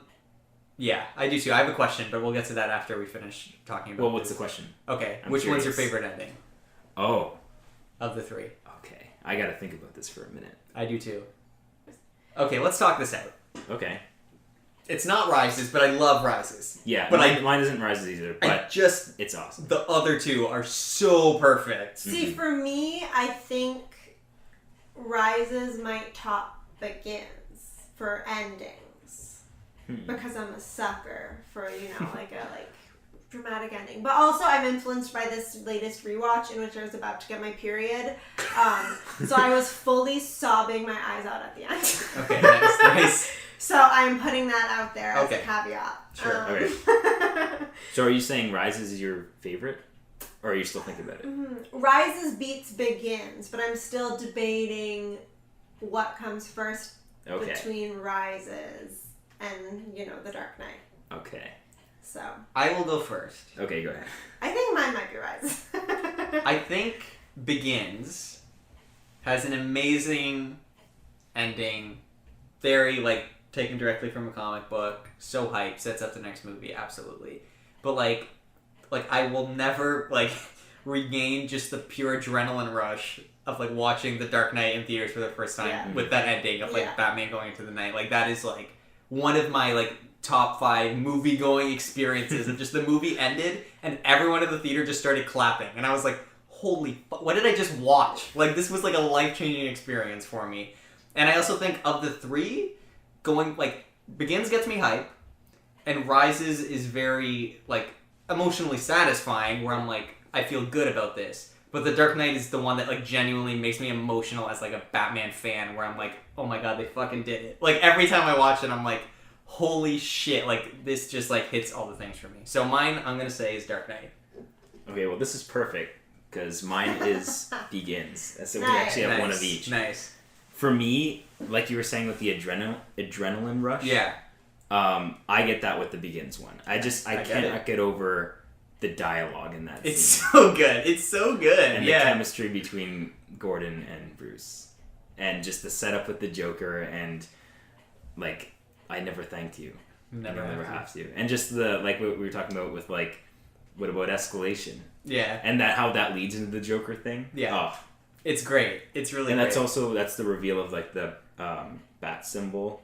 Yeah, which that's I like true. a lot. So, yeah. I'm going to pick Begins as my favorite ending to one of these movies. You know what's fun that we didn't talk about is, and I guess we can kind of just, we're basically done with Rises. Yeah. But, we can maybe just talk about some of our favorite moments now, overall. Yeah. Anything that you feel like we missed. But, I love at the end of Dark Knight, after the stuff, but before Gordon gives his speech where he says thank you, and Batman again is like, you don't have to thank me. And this time Gordon is like, yeah, I fucking have to thank you, dude. Yeah, like, that was cool. No, like, please take my praise. Yeah. I only realized that this time. It's cool. It's a nice little touch. Yeah. But it's not like in your face. It's not, it's just, it's there. And if you like make that connection, you do. Yeah. And if you don't, it's just a cool moment. Yeah. Yeah. Any moments that we missed? Do you guys want to stand Speaking of Gordon and Batman, I really like when Gordon towards the end is like, you finally need to tell me like who you are, please. Yeah. And he's like, yeah. You gave me your coat. Like, essentially. I thought that was really cute. You know, Me an too. emotional sucker. I love that. I love that Gordon moment. finds out who he is. Yeah, and I love that, like, especially knowing going into this that this wasn't like initially supposed to be a trilogy. Having a callback to literally a scene in the first film was nice. Yeah. Yeah, that was a highlight. There were a lot of connections between Rises and Begins, and like fittingly because they both have to do with like the League of Shadows, and there's a lot of just other connections between those two specifically. Yeah. The Dark Knight is very much like the middle standalone chapter. I mean, it's not standalone, but it's the most standalone of the three. I find it kind of fascinating that most people fell into this through Dark Knight, and then Begins was like a prequel almost. Yeah. Like the vast majority of people, that's how they ended up watching it, and I think it actually like does work really well almost that way, where you can watch Dark Knight without having seen Begins, and then go back and be like, like this is awesome. Yeah. But yeah. Yeah. So this is a loaded question. Oh god. But if you had to pick one moment from this entire trilogy to call your favorite, regardless of which movie's your favorite, like just a standalone moment. Or scene, whatever. I'm liking this thing we're doing now where we're just asking each other impossible to answer questions. Yeah. This is very curious. Fun. Yeah. Okay, favorite And we have moments. the power of editing, so feel free to take a minute to think. It's just tough because there's so many small... I think mine's going to be a basic bitch moment. Okay. Like, there's so many moments that are like, I love that, but I don't want to pick just like a small thing. I feel like I have to pick like a big thing, but also like, I think some of my favorite stuff are just these like random, really quick moments that little are just touches. So good. Yeah. Carol, you can go first because I still don't have mine. Yeah, I think mine is going to be, as I already mentioned, from The Dark Knight. Just that whole like initial bank heist sequence. Like if there was like one scene I had to watch on repeat for the rest of my life, like if you were like, you watch this scene and nothing else from any other movie, I'd be perfectly happy. It's just that initial bank heist sequence. It's paced so well. Yeah. It's just like just even like it's so enjoyable to watch just as a moviegoer. So I think it would have to be that for me. As I said, basic bitch sequence. No, that's an amazing. Like there have been like video essays on like this is how you start a movie. Yeah. No, it's just like even it's just gorgeous visually. No, I love it. Okay, I have mine, but I want to give a shout out to our honorable mention. Honorable mention. Runner up. Which I'm totally blanking on right now. Like, it just disappeared from my mind. I had this runner-up... Oh. My runner-up is from Begins. And it's the moment with Bruce and Alfred after the house is burned down. Like, the peak end of the second act. Like, I fucked everything up, Alfred. And it's like, well, why do we fall? Because I just think that's, like, a really nice storytelling moment. It's a really great Batman moment. Works in the movie. Works as a Batman fan. It's awesome. And then it, like, kicks off the third act so well of, like, Batman going to fuck shit up. Yeah. But... if I had to pick, and I'm going sort of with Carol's logic here, like what scene do I just watch endlessly out of context? And it's the interrogation. Because that to me is just like... I think yours is more of a basic bitch moment than mine. It is. But it's like, it really is like... Yeah. Like, just like, I don't even know how to explain just nailing a movie scene... Well, and also, a Batman scene. Like, more so than maybe any comic book movie ever in terms of the melding of those two things. Like, this scene alone... Like, if this movie was nominated for Best Picture, they would play this scene at the Oscars. But then also, you can show this to any Batman fan and they'd be like, yeah, that's perfect. So I think that's my moment that I just I need in my life at all times. Okay. So I have a favorite moment and an honorable mention, but neither of them are scenes. Okay. So I'll just start by saying I'd probably pick your scene as well as one scene to rewatch forever. Gotcha. If I had to pick one. But my honorable mention is from Rises, and it's the Alfred looking at Bruce in the restaurant scene at the very end with the musical sting and all. Yeah. That's great. But my actual favorite moment is the Falcone on the ship light scene. Because it's just so clever if that's how they came up with the bat signal. I can't get over the writing I there. do love that. And it's so hype. Because you just look in the sky and you see a vague shape of a bat and you know where that's leading. It's so cool. Yeah. That's such a good, that's such an awesome moment. Love it. This might be a bit of a redundant question, but how would you guys rank these movies? I think I've already kind of... Well... I think you already kind of said it was order of release almost, right? Yeah, because now that I think Begins is my favorite, I'd probably say Begins and then Dark Knight and then Rises.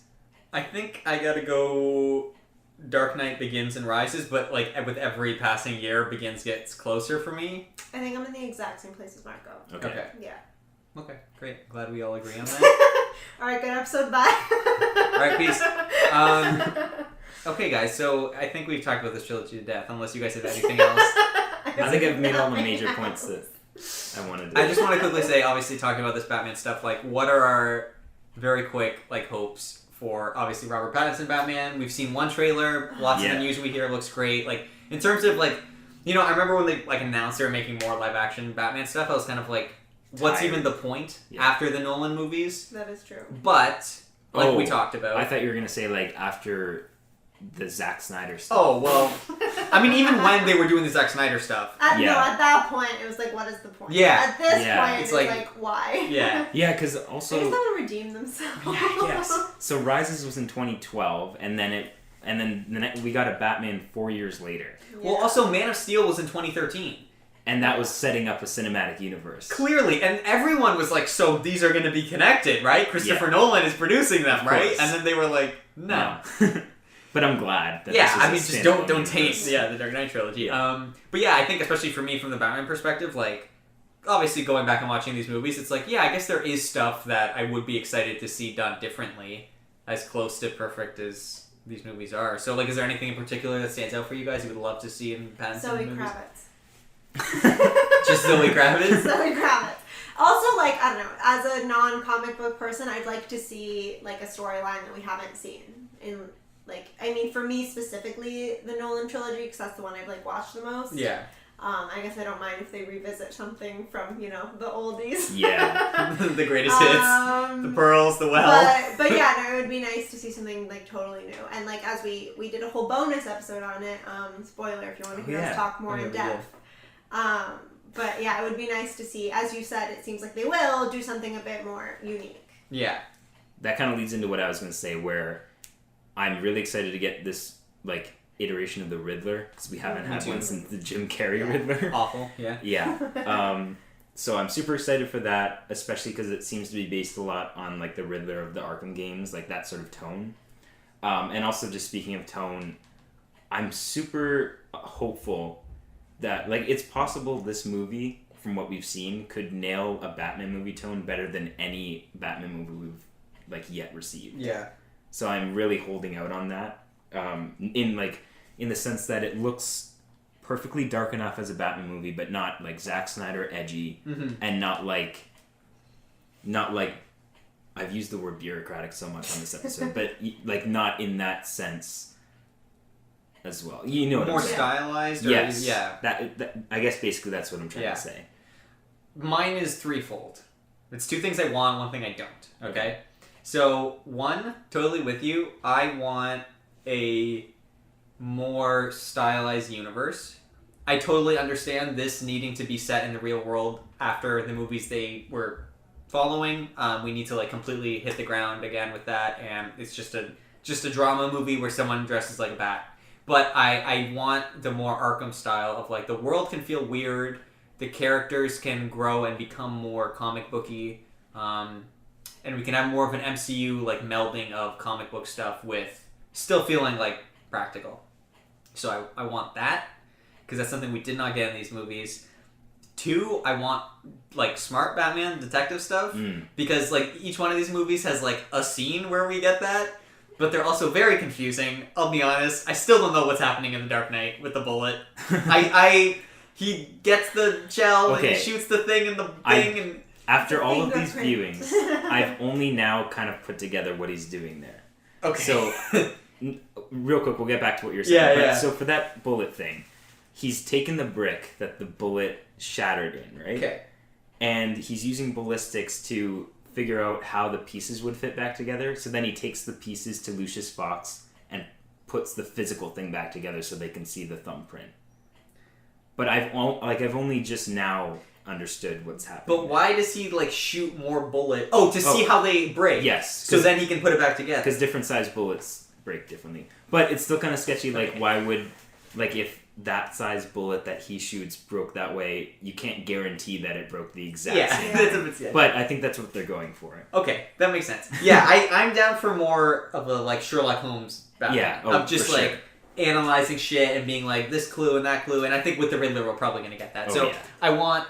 Obviously, yeah, he can be emotional and dark and sad and whatever. I mean, Batman is all those things. But I also want him to be, like, competent and smart and not just angry. And then the third thing, and this is something I do not want whatsoever, please, for the love of God, just no Joker.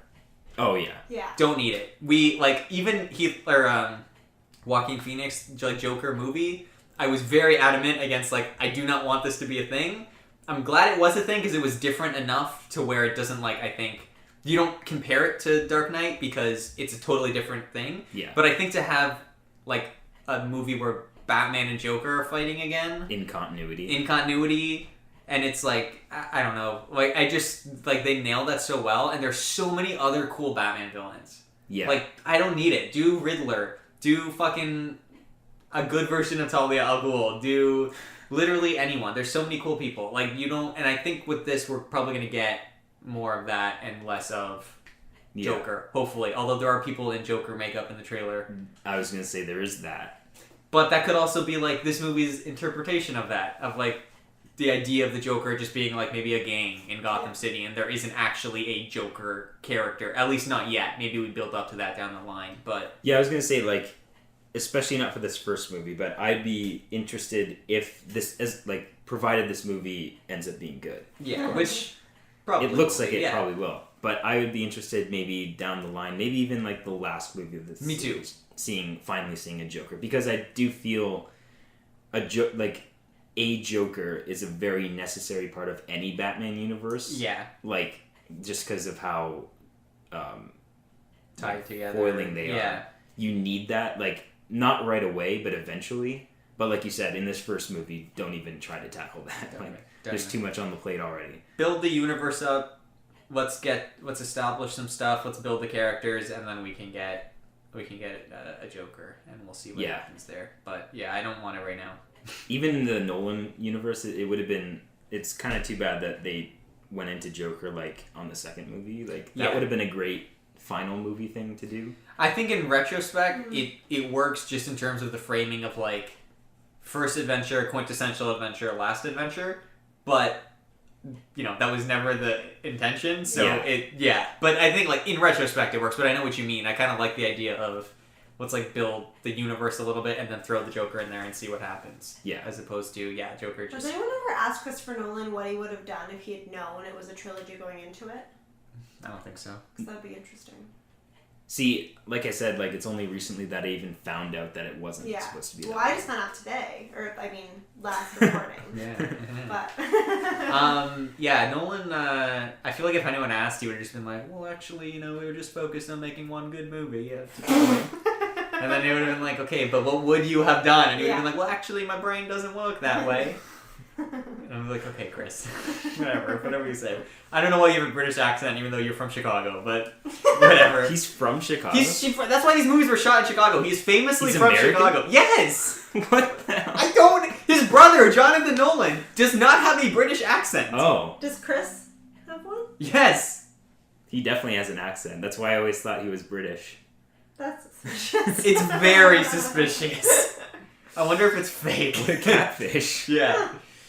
Anyway, Anyway, thanks for listening. Yeah. We were debating when we started the second day of recording, we were like, oh yeah, maybe we could do this in one episode. Not a chance. I don't think so. Absolutely So if you're not. listening to this part, you have made it to the end of the second episode. I have no idea. I have to listen in editing where I'm going to cut I don't know it. how we're going to end the last one. I'm just going to put... I'll definitely have a blurb in there to be like, hey, by the way, we're cutting this in half. We rambled so much.